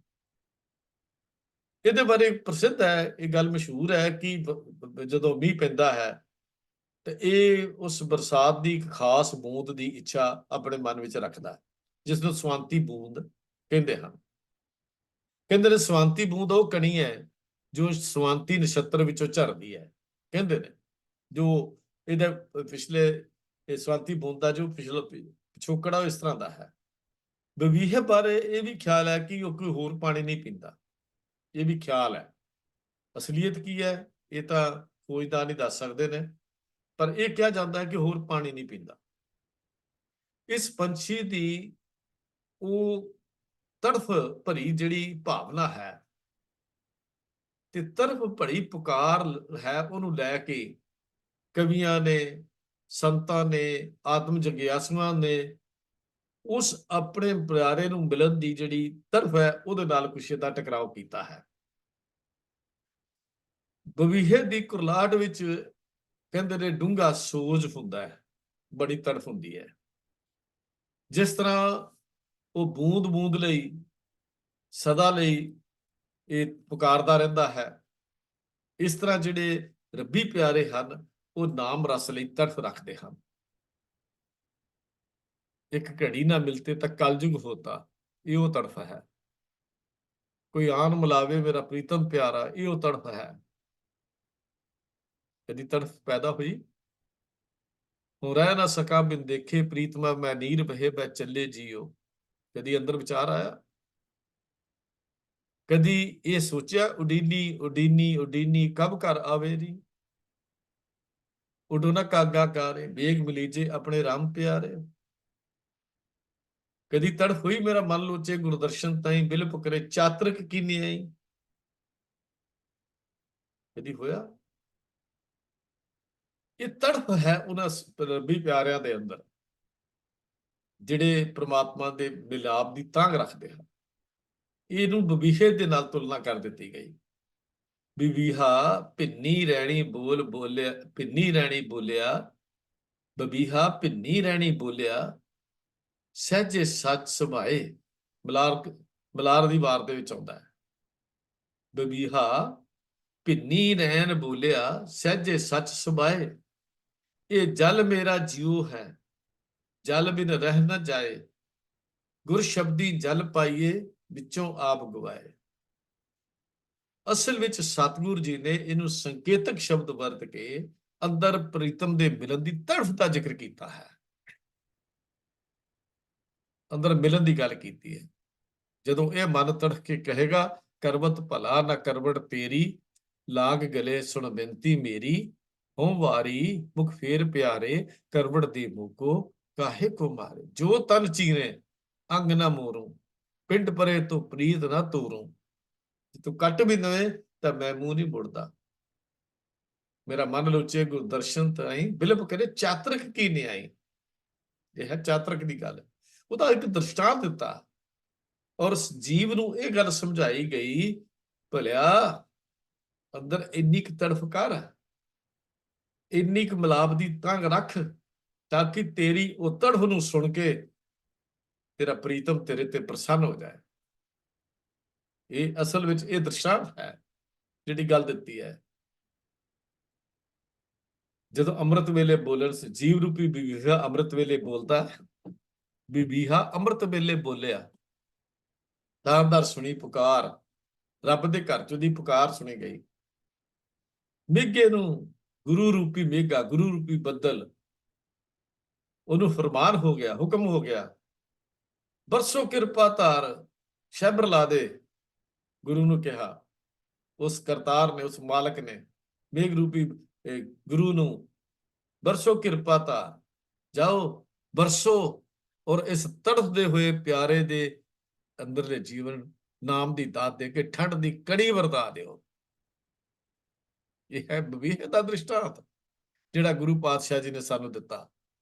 ਗੁਰਬਾਣੀ ਨੇ ਸਾਨੂੰ ਬਵੀਹੇ ਦਾ ਜ਼ਿਕਰ ਕਰਕੇ ਸਾਨੂੰ ਇਹ ਗੱਲ ਸਮਝਾਈ ਕਿ ਅਸੀਂ ਕਿਸ ਢੰਗ ਨਾਲ ਜੀਣਾ ਹੈ, ਕਿਸ ਢੰਗ ਨਾਲ ਅਸੀਂ ਜੀਵਨ ਨੂੰ ਬਤੀਤ ਕਰਨਾ ਹੈ, ਕਿਸ ਢੰਗ ਦੇ ਨਾਲ ਸਾਡੇ ਜੀਵਨ ਦੇ ਵਿੱਚ ਪਿਆਰੇ ਨੂੰ ਮਿਲਾਉਣ ਦੀ ਤੜਫ ਹੋਣੀ ਚਾਹੀਦੀ ਹੈ, ਕਿਸ ਢੰਗ ਦੇ ਨਾਲ ਅਸੀਂ ਉਸ ਪ੍ਰੀਤਮ ਦੇ ਦੇਸ਼ ਵਿੱਚ ਪਹੁੰਚਣਾ ਹੈ। ਇਹ ਉਸ ਪਿਆਰੇ ਦੀਆਂ ਖੇਡਾਂ ਹਨ ਜਿਹਦੇ ਨਾਲ ਅਸੀਂ ਮੇਲ ਰੱਖਣਾ ਹੈ। ਤੋ ਇਹ ਬਬੀਹਦ ਇੱਕ ਨੂੰ ਦ੍ਰਿਸ਼ਟਾਂਤਕ ਤੌਰ ਤੇ, ਸੰਕੇਤਕ ਤੌਰ ਤੇ ਸ਼ਬਦਾਵਲੀ ਵਿੱਚ ਲੈ ਕੇ ਗੁਰੂ ਪਾਤਸ਼ਾਹ ਨੇ ਉਸ ਪਿਆਰੇ ਨੂੰ ਮਿਲਣ ਦੀ ਅੰਦਰਲੀ ਤੜਫ ਪੈਦਾ ਕਰਨ ਦੀ ਗੱਲ ਸਾਡੇ ਅੰਦਰ ਕੀਤੀ ਹੈ। ਇਹ ਉਹਦਾ ਛੋਟਾ ਜਿਹਾ ਸਰੂਪ ਹੈ ਜੋ ਸਾਨੂੰ ਗੁਰੂ ਸਾਹਿਬ ਜੀ ਨੇ ਬਖਸ਼ਿਸ਼ ਕੀਤਾ ਹੈ। ਅਗਲਾ ਸ਼ਬਦ ਅਸੀਂ ਲੈ ਰਹੇ ਹਾਂ ਬ੍ਰਾਹਮਣ। ਭਾਰਤੀ ਸਮਾਜ ਦੇ ਵਿੱਚ ਮੁੱਢਲੀ ਵਰਗ ਵੰਡ ਆਰੀਆ ਜਾਤੀ ਦੇ ਲੋਕਾਂ ਨੇ ਕੀਤੀ। ਬ੍ਰਾਹਮਣ ਹਿੰਦੂ ਮਤ ਦਾ ਪ੍ਰਥਮ ਵਰਨ ਹੈ। ਬ੍ਰਾਹਮਣ ਕਈ ਗੋਤਰਾਂ ਵਿੱਚ ਵੰਡੇ ਹੋਏ ਹਨ। 10 ਇਹਨਾਂ ਦੀਆਂ ਮੁੱਖ ਗੋਤਰਾਂ ਹਨ। 5 ਗੋੜ, ਕਾਨਿਆ ਕੁਬਜ, ਸਰਸਵਤ, ਗੌੜ, ਮੈਥਲ, ਉਤਕਲ ਤੇ 5 ਦਰਾਵੜ ਹਨ ਇਹਨਾਂ ਦੇ, ਮਹਾਰਾਸ਼ਟਰ, ਤੇਲੰਗ, ਦਰਾਵੜ, ਕਰਨਾਟ ਅਤੇ ਗੁਰਜਰ। ਇਹ ਮਹਾਨ ਕੋਸ਼ ਦੇ ਪੰਨਾ 898 ਦੇ ਉੱਤੇ ਇਹ ਲਿਖਿਆ ਹੋਇਆ ਹੈ। ਮਹਾਨ ਕੋਸ਼ ਦੇ ਪੰਨਾ 898 ਦੇ ਉੱਤੇ ਇਹ ਚੀਜ਼ ਵਰਣਨ ਹੈ ਜਿੱਥੋਂ ਮੈਂ ਆਪ ਜੀ ਨਾਲ ਸਾਂਝੀ ਕਰ ਰਿਹਾ ਹਾਂ। ਸਿਮਰਤੀਆਂ ਅਨੁਸਾਰ ਬ੍ਰਾਹਮਣ ਦੇ 6 ਕਰਮ ਹਨ। ਵੇਦ ਪੜ੍ਹਨਾ, ਪੜ੍ਹਾਉਣਾ, ਜਗ ਕਰਨਾ, ਜਗ ਕਰਾਉਣਾ, ਦਾਨ ਦੇਣਾ, ਦਾਨ ਲੈਣਾ। ਇਹ ਗੱਲ ਵੱਖਰੀ ਹੈ ਕਿ ਬ੍ਰਾਹਮਣ ਦਾਨ ਦੇਣ ਵਿੱਚ ਵਿਸ਼ਵਾਸ ਨਹੀਂ ਰੱਖਦਾ, ਦਾਨ ਲੈਣ 'ਚ ਹੀ ਵਿਸ਼ਵਾਸ ਰੱਖਦਾ ਹੈ। ਗਰਭਾਧਾਨ ਤੋਂ 8ਵੇਂ ਵਰੇ ਬ੍ਰਾਹਮਣ ਜਨੇਊ ਨੂੰ ਧਾਰਨ ਕਰਦਾ ਹੈ ਤੇ ਬ੍ਰਹਮਚਾਰੀਆਂ ਦਾ ਪਾਲਣ ਕਰਦਾ ਹੋਇਆ ਇਹ ਗੁਰੂ ਦੇ ਘਰ ਵਿੱਚ ਰਹਿ ਕੇ ਵੇਦਾਂ ਦਾ ਅਭਿਆਸ ਕਰਦਾ ਹੈ। ਆਪਣੇ ਗੁਰੂ ਦੇ ਘਰ 'ਚ ਰਹਿ ਕੇ ਵੇਦਾਂ ਦਾ ਅਭਿਆਸ ਕਰਦਾ ਹੈ। ਬ੍ਰਹਮਚਾਰੀ ਧਾਰਨ ਦੇ ਸਮੇਂ ਬ੍ਰਾਹਮਣ ਸਿਰ ਦੀ ਚੋਟੀ ਤੱਕ ਲੰਬਾ ਢੱਕ, ਜਿਹਨੂੰ ਪਲਾਸ਼ ਕਿਹਾ ਜਾਂਦਾ ਹੈ, ਦਾ ਬਿੱਲ ਦਾ ਡੰਡਾ ਪਕੜਦਾ ਹੈ। ਪਲਾਸ਼ ਦਾ ਡੰਡਾ, ਢੱਕ ਪਲਾਸ਼ ਨੂੰ ਕਹਿੰਦੇ ਨੇ, ਜਿਹੜਾ ਗੁਰਬਾਣੀ ਦੇ ਵਿੱਚ ਸਲੋਕਾਂ ਦੇ ਵਿੱਚ ਵੀ ਹੈ ਢੱਕ ਪਲਾਸ਼। ਉਹ ਇੱਕ ਲੱਕੜ ਹੈ, ਉਹਦਾ ਡੰਡਾ ਹੱਥ 'ਚ ਫੜਦਾ ਹੈ। ਉਹਦੇ ਦੁਆਰਾ ਪਹਿਨਿਆ ਜਾਣ ਵਾਲਾ ਜਿਹੜਾ ਜਨੇਊ ਹੈ ਇਹ ਕਪਾਹ ਦਾ ਬਣਿਆ ਹੁੰਦਾ ਹੈ। ਬ੍ਰਾਹਮਣ ਲਈ ਕਾਲੇ ਮਿਰਗ ਦੀ ਖੱਲ ਪਹਿਨਣ ਦਾ ਵਿਧਾਨ ਹੈ। ਬ੍ਰਾਹਮਣ ਦੇ ਨਾਮ ਨਾਲ ਸ਼ਰਮਾ ਲਗਾਇਆ ਜਾਂਦਾ ਹੈ। ਸਿੱਖ ਧਰਮ ਵਿੱਚ ਵਰਨ ਆਸ਼ਰਮ ਲਈ ਕੋਈ ਥਾਂ ਨਹੀਂ, ਕੋਈ ਥਾਂ ਨਹੀਂ। ਭਾਈ ਗੁਰਦਾਸ ਜੀ ਤੇ ਫਰਮਾਉਂਦੇ ਨੇ ਕਿ 4 ਵਰਨ ਇੱਕ ਵਰਨ ਕਰਾਇਆ। ਗੁਰੂ ਨੇ ਤਾਂ ਸਾਰੇ ਮੁਕਾ ਕੇ ਇੱਕ ਸਿੱਖ ਰੂਪੀ ਵਰਨ ਬਣਾ ਦਿੱਤਾ। ਗੁਰੂ ਸਾਹਿਬਾਨ ਨੇ ਜਾਤ ਪਾਤ ਵਰਨ ਵੰਡ ਨੂੰ ਸਮਾਪਤ ਕਰਕੇ ਪੂਰੇ ਸਿੱਖ ਸਮਾਜ ਨੂੰ ਇੱਕੋ ਵਰਨ ਜਾਣੀ ਆਪਾਂ ਕਹਿ ਲਈਏ ਖਾਲਸੇ ਦੇ ਰੂਪ ਵਿੱਚ ਇਕੱਤਰ ਕਰ ਦਿੱਤਾ। ਗੁਰਬਾਣੀ ਵਿੱਚ ਬ੍ਰਾਹਮਣ ਵਰਗ ਦੀ ਸ੍ਰੇਸ਼ਟਤਾ ਜਾਂ ਉਤਮਤਾ ਨੂੰ ਥਾਂ ਥਾਂ ਤੇ ਚੈਲੰਜ ਕੀਤਾ ਗਿਆ ਹੈ। ਕਬੀਰ ਸਾਹਿਬ ਜੀ ਦੀ ਬਾਣੀ ਵਿੱਚ ਤਾਂ ਬਹੁਤ ਹੀ ਸਖਤ ਸ਼ਬਦ ਜਿਹੜੇ ਹਨ, ਮੈਂ ਸ਼ਬਦ ਸਖਤ ਲਫ਼ਜ਼ ਵਰਤਿਆ ਵੀ ਤਦ ਕਿ ਉਹਨਾਂ ਨੂੰ ਸਮਝ ਨਹੀਂ ਸੀ ਆਉਂਦੀ ਤੇ ਕਬੀਰ ਸਾਹਿਬ ਨੇ ਸ਼ਬਦ ਵਰਤ ਕੇ ਸਮਝਾਉਣਾ ਪਿਆ। ਗਰਭ ਬਾਸ ਮੈਂ ਕੁਲ ਨਹੀਂ ਜਾਤੀ, ਬ੍ਰਾਹਮਣ ਤੇ ਸਭ ਉਤਪਾਤੀ, ਕੌਰੇ ਪੰਡਤ ਬਾਹਮਣ ਕਬ ਕੇ ਹੋਏ, ਬਾਹਮਣ ਕਹਿ ਕੇ ਜਨਮ ਮਤ ਖੋਏ। ਇਹ ਰਹਾਉ ਵਾਲਾ ਅੰਕ ਹੈ। 10 ਗੋੜੀ ਕਬੀਰ ਜੀ ਹੈ। 10 ਕਦੋਂ ਦਾ ਬਾਹਮਣ ਪੰਡਤਾਂ ਬਾਹਮਣ ਬਣ ਗਿਆ। ਜੋ ਤੋਂ ਬਾਹਮਣ ਬਾਹਮਣੀ ਜਾਇਆ, ਜੋ ਤੋਂ ਬ੍ਰਾਹਮਣ ਬ੍ਰਹਮਣੀ ਜਾਇਆ, ਤੋ ਆਣ ਵਟ ਕਾਹੇ ਨਹੀਂ ਆਇਆ। ਤੁਮ ਕਤ ਬਾਹਮਣ ਹਮ ਕਤ ਸੂਦ, ਹਮ ਕਤ ਲੋਹੂ ਤੁਮ ਕਤ दूध, ਕਹੋ ਕਬੀਰ ਜੋ ਬ੍ਰਹਮ ਵਿਚਾਰੇ, ਸੋ ਬ੍ਰਾਹਮਣ ਕਹੀਤ ਹੈ ਹਮਾਰੇ। ਕਹਿੰਦੇ 10 ਬਈ ਭਲਿਆ, ਜੇ ਤੂੰ ਬ੍ਰਾਹਮਣ ਹੈ, ਸੱਚੀ ਬ੍ਰਾਹਮਣ ਹੈ, ਬ੍ਰਾਹਮਣੀ ਜਾਇਆ, ਬ੍ਰਾਹਮਣੀ ਦਾ ਪੈਦਾ ਕੀਤਾ ਹੋਇਆ, ਤਾਂ ਫਿਰ ਪਦੈਸ਼ ਦਾ ਰਸਤਾ ਕੋਈ ਹੋਰ ਚੁਣ ਲੈਣਾ ਸੀ। ਆਨ ਬਾੜ ਦਾ ਮਤਲਬ ਹੋਰ ਰਸਤਾ। ਜਿਸ ਤਰ੍ਹਾਂ ਮਾਂ ਦੇ ਗਰਭ ਵਿੱਚੋਂ ਤੇਰਾ ਜਨਮ ਹੋਇਆ, ਉਸੇ ਤਰ੍ਹਾਂ ਮਾਂ ਦੇ ਗਰਭ ਵਿੱਚੋਂ ਸਾਡਾ ਜਨਮ ਹੋਇਆ। ਤੇਰੇ 'ਚ ਸ੍ਰੇਸ਼ਟਤਾ ਕੀ ਹੈ? ਤੂੰ ਵੀ ਰਕਤ ਬਿੰਦੂ ਤੋਂ ਬਣਿਆ, ਅਸੀਂ ਵੀ ਰਕਤ ਬਿੰਦੂ ਤੋਂ ਬਣੇ। ਤੇਰੇ ਵਿੱਚ ਵੀ ਪਰਮ ਪਿਤਾ ਪਰਮੇਸ਼ਰ ਨੇ ਜੋਤ ਰੱਖੀ ਤਾਂ ਤੂੰ ਸੰਸਾਰ 'ਚ ਆਇਆ, ਸਾਡੇ 'ਚ ਰੱਖੀ ਤਾਂ ਹੋਇਆ। ਜਦ ਜੋਤ ਵੀ ਇੱਕੋ ਜਿਹੀ ਸੀ ਤੇ ਤੂੰ ਸ੍ਰੇਸ਼ਟ ਕਿੱਥੋਂ ਹੋ ਗਿਆ? ਦੱਸ, ਤੂੰ ਕਿੱਥੋਂ ਦਾ ਬ੍ਰਾਹਮਣ ਤੇ ਮੈਂ ਕਿੱਥੋਂ ਦਾ ਸ਼ੂਦਰ? ਜੇ ਇਹ ਗੱਲ ਸੀ ਤੇ ਤੇਰੀਆਂ ਨਾੜਾਂ ਵਿੱਚ ਕਿਹੜਾ ਦੁੱਧ ਚੱਲਦਾ ਜੇ ਮੇਰੀਆਂ 'ਚ ਖੂਨ ਚੱਲਦਾ ਤਾਂ ਜਿਹੋ ਜਿਹਾ ਖੂਨ ਮੇਰੇ ਰੰਗ ਦਾ ਚੱਲਦਾ ਉਹ ਜਿਹਾ ਤੇਰੇ ਚੱਲਦਾ। ਹਮ ਕਾ ਤਲੋਹੂ ਤੁਮ ਕਾ ਤੂਤ। ਉਹ ਕਹਿਣ ਲੱਗੇ ਭਗਤ ਕਬੀਰ ਜੀ, ਕਹੋ ਕਬੀਰ ਜੋ ਬ੍ਰਹਮ ਵਿਚਾਰੇ। ਅਸੀਂ ਤੇਰੀ ਜਾਤ ਜੂਤ ਨੂੰ ਨਹੀਂ ਮੰਨਦੇ, ਅਸੀਂ ਤਾਂ ਇਹ ਗੱਲ ਮੰਨਦੇ ਹਾਂ ਕਿ ਜਿਹੜਾ ਬ੍ਰਹਮ ਨਾਲ ਰੰਗਿਆ ਹੋਇਆ ਹੈ ਅਸਲ 'ਚ ਉਹੀ ਬ੍ਰਾਹਮਣ ਹੈ। ਇਹ ਕੋਈ ਜਨਮ ਲੈਣ ਵਾਲਾ ਊਚ ਨੀਚ ਦੇ ਘਰ ਜਾਂ ਬ੍ਰਾਹਮਣ ਦੇ ਘਰ 'ਚ ਜਨਮ ਲੈਣਾ ਬ੍ਰਾਹਮਣ ਨਹੀਂ ਹੁੰਦਾ। ਤੇ ਪਿਆਰਿਓ, ਸਿੱਖ ਦੇ ਘਰ 'ਚ ਲੈਣ ਨਾਲ ਵੀ ਸਿੱਖ ਨਹੀਂ ਬਣਦਾ। ਸਿੱਖ ਉਦੋਂ ਹੀ ਬਣ ਜਾਂਦਾ ਜਦੋਂ ਗੁਰੂ ਦੀ ਸਿੱਖੀ ਨੂੰ ਕਮਾਉਂਦਾ ਹੈ, ਜਦੋਂ ਗੁਰੂ ਦੇ ਵਿਚਾਰਾਂ ਨੂੰ ਧਾਰਨ ਕਰਦਾ ਹੈ, ਜਦੋਂ ਸਿੱਖ ਗੁਰੂ ਦੇ ਸਿਧਾਂਤਾਂ ਨੂੰ ਜ਼ਿੰਦਗੀ ਵਿੱਚ ਪ੍ਰੈਕਟੀਕਲ ਤੌਰ ਤੇ ਅਮਲ ਵਿੱਚ ਲਿਆਉਂਦਾ ਹੈ। ਸੋ ਸਿੱਖ ਸਿਖਾ ਬੰਦ ਹੈ ਭਾਈ, ਜੇ ਗੁਰ ਕੇ ਭਾਣੇ ਵਿੱਚ ਆਵੇ, ਆਪਣੇ ਭਾਣੇ 'ਚ ਚੱਲੇ ਭਾਈ ਵਿਛੜ ਝੋਟਾਂ ਖਾਵੇ। ਫਿਰ ਕਿਸ ਤਰ੍ਹਾਂ ਕਹਿ ਸਕਦੇ ਆ ਗੁਰੂ ਦੀ ਗੱਲ ਨੂੰ ਮੋੜਨ ਵਾਲਾ ਵੀ ਸਿੱਖ ਹੈ? ਕਿੱਦਾਂ ਅਸੀਂ ਇਹ ਗੱਲ ਮੰਨ ਸਕਦੇ ਹਾਂ?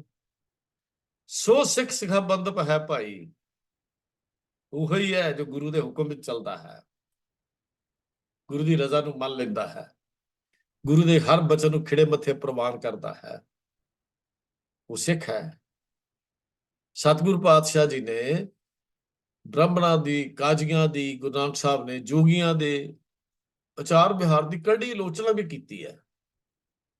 ਧਨਾਸਰੀ ਰਾਗ ਦਾ ਇੱਕ ਸ਼ਬਦ ਆਉਂਦਾ ਹੈ ਜਿਹਦੇ ਵਿੱਚ ਉਹ ਲਿਖਦੇ ਨੇ, ਕਾਦੀ ਕੂੜ ਬੋਲ ਮਲ ਖਾਏ, ਬ੍ਰਾਹਮਣ ਨਹਾਵੇ ਜੀਆਂ ਘਾਏ, ਜੋਗੀ ਜੁਗਤ ਨਾ ਜਾਣੇ, ਅੰਧ ਤੀਨੇ ਉਜਾੜੇ ਕਾ ਬੰਧ।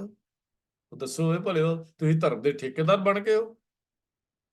ਕਾਜੀ ਤੂੰ ਝੂਠ ਬੋਲਦਾ ਹੈ, ਚਾਹੀਦਾ ਸੀ ਨਿਆਂ ਦੀ ਕੁਰਸੀ ਤੇ ਬੈਠ ਕੇ ਨਿਆਂ ਕਰਦਾ, ਤੇ ਤੂੰ ਖਾ ਰਿਹਾ ਗੰਧ। ਕਾਦੀ ਕੂੜ ਬੋਲ ਮਲ ਖਾਏ, ਕੂੜ ਬੋਲਣਾ ਤੇ ਗੰਦਗੀ ਖਾਣ ਦੇ ਬਰਾਬਰ ਹੈ। ਬ੍ਰਾਹਮਣ ਨਹਾਵੇ ਜੀਆਂ, ਤੂੰ ਜੀਆਂ ਦਾ ਘਾਣ ਕਰ ਰਿਹਾ, ਉਹਨਾਂ ਨੂੰ ਲੁੱਟ ਕੇ ਖਾਈ ਜਾਂਦਾ। ਜੋਗੀ ਨੂੰ ਆਤਮਿਕ ਜੀਵਨ ਦਾ ਰਸਤਾ ਹੀ ਨਹੀਂ ਪਤਾ, ਉਹਨੂੰ ਜੁਗਤੀ ਨਹੀਂ ਆਉਂਦੀ, ਜੁਗਤੀ ਆਉਂਦੀ ਨਹੀਂ। ਤੀਨੇ ਉਜਾੜੇ ਕੇ ਬੰਦ। ਚੰਗੇ ਤੁਸੀਂ ਧਰਮ ਦੇ ਆਗੂ, ਤੁਸੀਂ ਤਾਂ ਸਾਰੇ ਸੰਸਾਰ ਨੂੰ ਉਜਾੜਨ ਦਾ ਠੇਕਾ ਲੈ ਰੱਖਿਆ।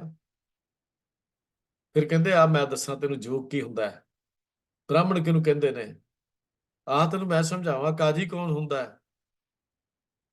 ਤੇ ਸਤਿਗੁਰ ਕਹਿਣ ਲੱਗੇ, ਸੋ ਜੋਗੀ ਜੋ ਜੁਗਤ ਪਛਾਣੇ, ਗੁਰ ਪ੍ਰਸਾਦੀ ਇੱਕੋ ਜਾਣੇ, ਕਾਜੀ ਸੋ ਜੋ ਉਲਟੀ ਕਰੈ, ਗੁਰ ਪ੍ਰਸਾਦੀ ਜੀਵਤ ਮਰੈ। ਕਾਜੀ ਉਹ ਹੈ ਜੋ ਸੋ ਬ੍ਰਾਹਮਣ ਜੋ ਬ੍ਰਹਮ ਵਿਚਾਰੇ, ਆਪ ਤਰੇ ਸਗਲੇ ਕੁਲ ਤਾਰੇ। ਬ੍ਰਹਮ ਤਾਂ ਉਹ ਹੋ ਗਿਆ, ਤੁਸੀਂ ਬ੍ਰਾਹਮਣ ਕਿੱਦਾਂ ਹੋ ਗਏ, ਤੁਸੀਂ ਬ੍ਰਾਹਮਣ ਕਿੱਦਾਂ ਪੈ ਗਏ? ਸਤਿਗੁਰੂ ਗੁਰੂ ਰਾਮਦਾਸ ਜੀ ਦਾ ਕੁਐਸਚਨ ਮਾਰਕ ਲਾ ਦਿੱਤਾ ਉਹਨਾਂ ਦੇ। ਸਤਿਗੁਰੂ ਜੀ ਕਹਿੰਦੇ ਇਹ ਵਿਵਸਥਾ ਅਰਥਹੀਨ ਹੈ, ਸੰਗਕ ਨਹੀਂ ਹੈ। ਮਨੁੱਖੀ ਸਮਾਜ ਵਿੱਚ ਕੇਵਲ ਉਹੀ ਵਿਅਕਤੀ ਉੱਤਮ ਹੈ ਜੋ ਪ੍ਰਭੂ ਦੇ ਨਾਮ ਵਿੱਚ ਜੁੜਿਆ ਹੋਇਆ ਹੈ, ਤੇ ਜਿਹੜਾ ਸਤ ਸੰਗਤ ਵਿੱਚ ਬੈਠ ਕੇ ਆਪਣੇ ਮਨ ਤੋਂ ਵਿਕਾਰਾਂ ਦੀ ਮੈਲ ਲਾ ਕੇ ਮੁਕਤ ਹੋਣ ਦਾ ਯਤਨ ਕਰਦਾ ਰਹਿੰਦਾ ਹੈ, ਆਜ਼ਾਦ ਹੋਣ ਦਾ ਯਤਨ ਕਰਦਾ ਹੈ, ਮਨ ਦੇ ਤੋਂ ਵਿਕਾਰਾਂ ਦੀ ਮਾਲ ਲਾ ਲੈਂਦਾ ਹੈ। ਬ੍ਰਾਹਮਣ ਖੱਤਰੀ ਸ਼ੂਦ ਵੈਸ ਚਾਰ ਵਰਨ ਚਾਰ ਆਸ਼ਰਮ ਹੈ, ਸੋ ਜੋ ਹਰ ਧਿਆਵੇ ਸੋ ਪ੍ਰਧਾਨ। ਗੌੜ ਮਹਿਲਾ ਚੌਥਾ। ਜੋ ਚੰਦਨ ਨਿਕਟ ਬਸੇ ਹਿਰੜ ਬਪੜਾ, ਤਿਉ ਸਤ ਸੰਗਤ ਬਿਲ ਪਤਤ ਪ੍ਰਵਾਨ। ਉਹ ਸਭ ਤੇ ਉੱਚਾ ਸਭ ਤੇ ਸੂਚਾ, ਜਾ ਕੇ ਹਿਰਦੇ ਬਸਿਆ ਭਗਵਾਨ। ਜਨ ਨਾਨਕ ਤਿਸਕੇ ਚਰਨ ਪਖਾਲੇ, ਜੋ ਹਰ ਜਨ ਨੀਚ ਜਾਤ ਸੇਵਕਾਨ। ਆਪਣੇ ਆਪ ਨੂੰ ਨੀਵਾਂ ਮੰਨ ਕੇ ਸੇਵਾ ਵਿੱਚ ਜੁੜ ਜਾਂਦਾ ਹੈ। ਪ੍ਰਭੂ ਦਾ ਕੋਈ ਭਗਤ ਕਿ ਨੀਚ ਜਾਤੀ ਨਾਲ ਕਿਉਂ ਨਾ ਭਾਵੇਂ ਸੰਬੰਧ ਰੱਖਦਾ ਹੋਵੇ, ਲੇਕਿਨ ਜੇ ਉਹ ਪਿਆਰੇ ਨਾਲ ਜੁੜ ਗਿਆ ਤਾਂ ਸਭ ਤੋਂ ਉੱਤਮ ਹੈ। ਗੁਰੂ ਸਾਹਿਬ ਜੀ ਨੇ ਕਿਸੇ ਦੀ ਸਰਵਉੱਚਤਾ ਨਹੀਂ ਮੰਨੀ। ਗੁਰੂ ਅਮਰਦਾਸ ਜੀ ਤਾਂ ਇਸ ਉੱਚ ਜਾਤੀ ਦੇ ਬ੍ਰਾਹਮਣ ਦੀ ਪੜਤਾਈ ਦੇ ਉੱਤੇ ਵਿਅੰਗ ਕਰਦੇ ਹਨ, ਤੇ ਇੱਕ ਕਹਿੰਦੇ ਹਨ ਕਿ ਕੇਵਲ ਪੰਡਤਾਂ ਦੇ ਘਰ ਜਨਮ ਲੈਣ ਨਾਲ ਮਨ ਤੋਂ ਵਿਕਾਰਾਂ ਦੀ ਮੈਲ ਨਹੀਂ ਉਤਰ ਜਾਂਦੀ, ਕੇਵਲ ਵੇਦ ਪੜ੍ਹਨ ਨਾਲ ਹਉਮੈ ਦਾ ਨਿਵਾਰਨ ਨਹੀਂ ਹੁੰਦਾ, ਬਲਕਿ ਇਸ ਤਰ੍ਹਾਂ ਵੀ ਹੋ ਜਾਂਦਾ ਹੈ ਕਿ ਇਹੋ ਜਿਹੇ ਪੰਡਤ ਤਾਂ ਵਪਾਰੀ ਬਣ ਜਾਂਦੇ ਨੇ, ਧਰਮ ਦੇ ਨਾਂ ਤੇ ਵਪਾਰ ਕਰਦੇ ਹਨ। ਇਕੱਲੇ ਪੰਡਤ ਦਾ ਮਤਲਬ ਧਾਰਮਿਕ ਦੁਨੀਆ ਦੇ ਵਿਚਰਨ ਵਾਲੇ। ਸਾਡੇ ਵੀ ਤਾਂ ਅੱਜ ਇਹੋ ਕੁਝ ਵਪਾਰ ਹੋ ਰਿਹਾ, ਅਸੀਂ ਵੀ ਤਾਂ ਵਪਾਰ ਕਰ ਰਹੇ ਹਾਂ। ਜਿਹੜਾ ਮੁੱਖ ਫਰਜ਼ ਸੀ ਉਹ ਤੋਂ ਅਸੀਂ ਬੇਮੁਖ ਹੋ ਜਾਂਦੇ ਹਾਂ। ਪ੍ਰਚਾਰਕ ਹੁੰਦੇ ਹੋਏ ਵੀ, ਪ੍ਰਚਾਰਕ ਸ਼੍ਰੇਣੀ ਵਿੱਚ ਵਿਚਰਦੇ ਹੋਏ ਵੀ ਅਸੀਂ ਪ੍ਰਚਾਰ ਦੇ ਅਸਲੀ ਮਨੋਰਥ ਨੂੰ ਸਮਝਦੇ ਨਹੀਂ। ਕੇਵਲ ਪਰਮਾਤਮਾ ਦਾ ਸਿਮਰਨ ਕਰਨ ਵਾਲੇ, ਉਹਦੀ ਯਾਦ ਵਿੱਚ ਜੁੜਨ ਵਾਲੇ ਲੋਕ ਹੀ ਜੀਵਨ ਦੀ ਯਾਤਰਾ ਨੂੰ ਸਫਲ ਕਰ ਸਕਦੇ ਹਨ। ਤੇ ਸਤਿਗੁਰੂ ਜੀ ਸ਼ਲੋਕ ਕਹਿੰਦੇ, ਇੱਕ ਸੂਰਠ ਰਾਗ ਦੇ ਸ਼ਲੋਕ ਚ ਗੁਰੂ ਅਮਰਦਾਸ ਮਹਾਰਾਜ ਸੱਚੇ ਪਾਤਸ਼ਾਹ ਕਹਿੰਦੇ, ਪੰਡਤ ਮੈਲ ਨਾ ਚੁੱਕਈ ਜੇ ਵੇਦ ਪੜ੍ਹੇ ਜੁ ਵਿਚਾਰ, ਤ੍ਰੈ ਗੁਣ ਮਾਇਆ ਮੂਲ ਹੈ ਵਿੱਚ ਹਉਮੈ ਨਾਮ ਵਿਸਾਰ, ਪੰਡਤ ਭੂਲੇ ਦੂਜੇ ਲਾਗੇ ਮਾਇਆ ਕੈ ਵਪਾਰ, ਅੰਤਰ ਤ੍ਰਿਸ਼ਨਾ ਭੁੱਖ ਹੈ ਮੂਰਖ ਭੁੱਖਿਆਂ ਮੂਏ ਗਵਾਰ। ਗੁਰੂ ਪਾਤਸ਼ਾਹ ਤਾਂ ਇਹ ਸਭ ਸਮਝਾਉਂਦੇ ਹਨ। ਗੁਰੂ ਸਾਹਿਬ ਜੀ ਕਹਿੰਦੇ ਨੇ ਕਰਮ ਕਾਂਡਾਂ ਦੇ ਨਾਲ ਕਦੀ ਰੱਬ ਨਹੀਂ ਮਿਲਦਾ। ਜਿਹੜੇ ਕਰਮ ਤੁਸੀਂ ਦੱਸਦੇ ਹੋ ਇਹਨਾਂ ਦਾ ਰੱਬ ਨਹੀਂ ਮਿਲਣਾ। ਰੱਬ ਦੀ ਮਿਲਾਪਤੀ ਗੁਰੂ ਦੇ ਸ਼ਬਦ ਦੀ ਸੋਝੀ ਨਾਲ ਹੋਣੀ ਹੈ। ਜਦੋਂ ਮਨੁੱਖ ਦਾ ਆਚਾਰ ਵਿਹਾਰ ਕਿਰਦਾਰ ਸ਼ਬਦ ਦੇ ਨਾਲ, ਸ਼ਬਦ ਵਾਂਗੂ ਬਣ ਜਾਂਦਾ ਹੈ, ਉਹ ਮਨੁੱਖ ਰੱਬ ਦੇ ਘਰ ਚ ਪ੍ਰਵਾਨ ਹੋ ਜਾਂਦਾ ਹੈ। ਬ੍ਰਹਮਨ ਬਾਦ ਪੜ੍ਹੇ ਕਰ ਕਿਰਿਆ ਕਰਨੀ ਕਰਮ ਕਮਾਏ, ਬਿਨ ਬੂਝੇ ਕਿ ਸੂਝੇ ਨਾਹੀ ਮਨਮੁਖ ਵਿਛੜ ਦੁੱਖ ਪਾਏ। ਕੋਈ ਸੋਚਦਾ ਹੀ ਨਹੀਂ। ਫਿਰ ਕਹਿੰਦੇ ਨੇ ਸ਼ਬਦ ਮਿਲੇ ਸੇ ਸੂਚਾਚਾਰੀ ਸਾਚੀ ਦਰਗਾਹ ਮਾਨੇ, ਅੰਦਨ ਨਾਮ ਰਤਨ ਲਿਵ ਲਾਗੇ ਜੁਗ ਜੁਗ ਸੱਚ ਸਮਾਨੇ। ਇਹ ਬ੍ਰਾਹਮਣ ਉਹ ਹੈ ਜਿਸ ਨੇ ਬ੍ਰਹਮ ਦੀ ਪਛਾਣ ਕਰ ਲਈ ਹੈ। ਸਗਲੇ ਕਰਮ ਧਰਮ ਸੋ ਸੰਜਮ ਜਪ ਦਾ ਤੀਰਥ ਸ਼ਬਦ ਵਸੇ, ਨਾਨਕ ਸਤਿਗੁਰ ਮਿਲੇ ਮਲਾਇਆ ਦੁਖ ਪ੍ਰਾਸ਼ਤ ਕਾਲ ਵਸੇ। ਪ੍ਰਭਾਤੀ ਰਾਗ ਗੁਰੂ ਨਾਨਕ ਪਾਤਸ਼ਾਹ ਦਾ ਬੋਲ ਹੈ। तो ब्राह्मण किसी कंपनी का नाम नहीं, ब्राह्मण किसी जाति का नाम नहीं, ब्राह्मण किसी खास कुल विच जन्म लैण वाले का नाम नहीं। ब्राह्मण वो है जिहड़ा ब्रह्म की पछाण कर लैंदा है। वो जन्म भावें शूद्र के घर विच ले लिया होवे ते भावें वो ब्राह्मण के घर च होवे, इहदे नाल कोई फर्क नहीं पैंदा। जन्म नाल कोई मनुख उच्चा नीवा जां ब्राह्मण नहीं बनता। मनुख कर्म नाल ब्राह्मण बनता है, ਜਿਹੜਾ ਧਰਮ ਕਰਮ ਦੇ ਕਰਮਾਂ ਚ ਨਿਪੁੰਨ ਹੋ ਜਾਂਦਾ ਹੈ, ਪ੍ਰਵਾਨ ਹੋ ਜਾਂਦਾ ਹੈ। ਅਗਲਾ ਸ਼ਬਦ ਅਸੀਂ ਲੈਂਦੇ ਹਾਂ 12 ਮਾਹ। ਇੱਕ ਕਾਵ ਰੂਪ ਹੈ ਜਿਸ ਦੇ ਸਾਲ ਦੇ 12 ਮਹੀਨਿਆਂ ਦੇ ਆਧਾਰ ਦੇ ਉੱਤੇ ਰਚਨਾ ਕੀਤੀ ਜਾਂਦੀ ਹੈ। ਇਹ ਕਾਵ ਰੂਪ ਵਿਸ਼ੇਸ਼ ਕਰਕੇ ਮਹੀਨਿਆਂ ਦੇ ਮੁਤਾਬਕ ਬਦਲਦੇ ਕੁਦਰਤੀ ਰੰਗਾਂ ਦੇ ਆਧਾਰ ਤੇ ਬਿਰਹੋ ਦੀਆਂ ਵਿਛੋੜੇ ਦੀਆਂ ਸੁਰਾਂ ਨੂੰ ਛੇੜਦੇ ਹਨ। ਤੇ ਇਸ ਕਾਵ ਰੂਪ ਵਿੱਚ ਦਾ ਅੰਤ ਜਿਹੜਾ ਮਿਲਾਪ ਵਿੱਚ ਹੁੰਦਾ ਹੈ। ਵਿਛੋੜੇ ਦੀਆਂ ਤੰਦਾਂ ਨੂੰ ਛੇੜ ਕੇ ਅੰਤ ਮਿਲਾਪ ਵਿੱਚ ਕਰਦੇ ਨੇ। 12 ਮਾਹ ਦਾ ਜਿਹੜਾ ਲਿਖਣ ਦਾ ਢੰਗ ਹੁੰਦਾ, ਇਸ ਦਾ ਜਿਹੜਾ ਮਜ਼ਮੂਨ ਹੁੰਦਾ 12 ਮਾਹ ਦਾ, ਉਹ ਬਿਰਹੋ ਵਿਛੋੜਾ ਵਿਜੋਗ ਹੈ। ਤੇ ਇਹਦਾ ਜਿਹੜਾ ਅੰਤ ਹੁੰਦਾ ਉਹ ਸੰਜੋਗ ਹੈ, ਮਿਲਾਪ ਹੈ। कदी देखो गुरु ग्रंथ साहिब दे 12 माह, किरत कर्म के विछड़े कर कृपा पेलो राम, विछोड़े तो शुरू होता है। तड़प है ना।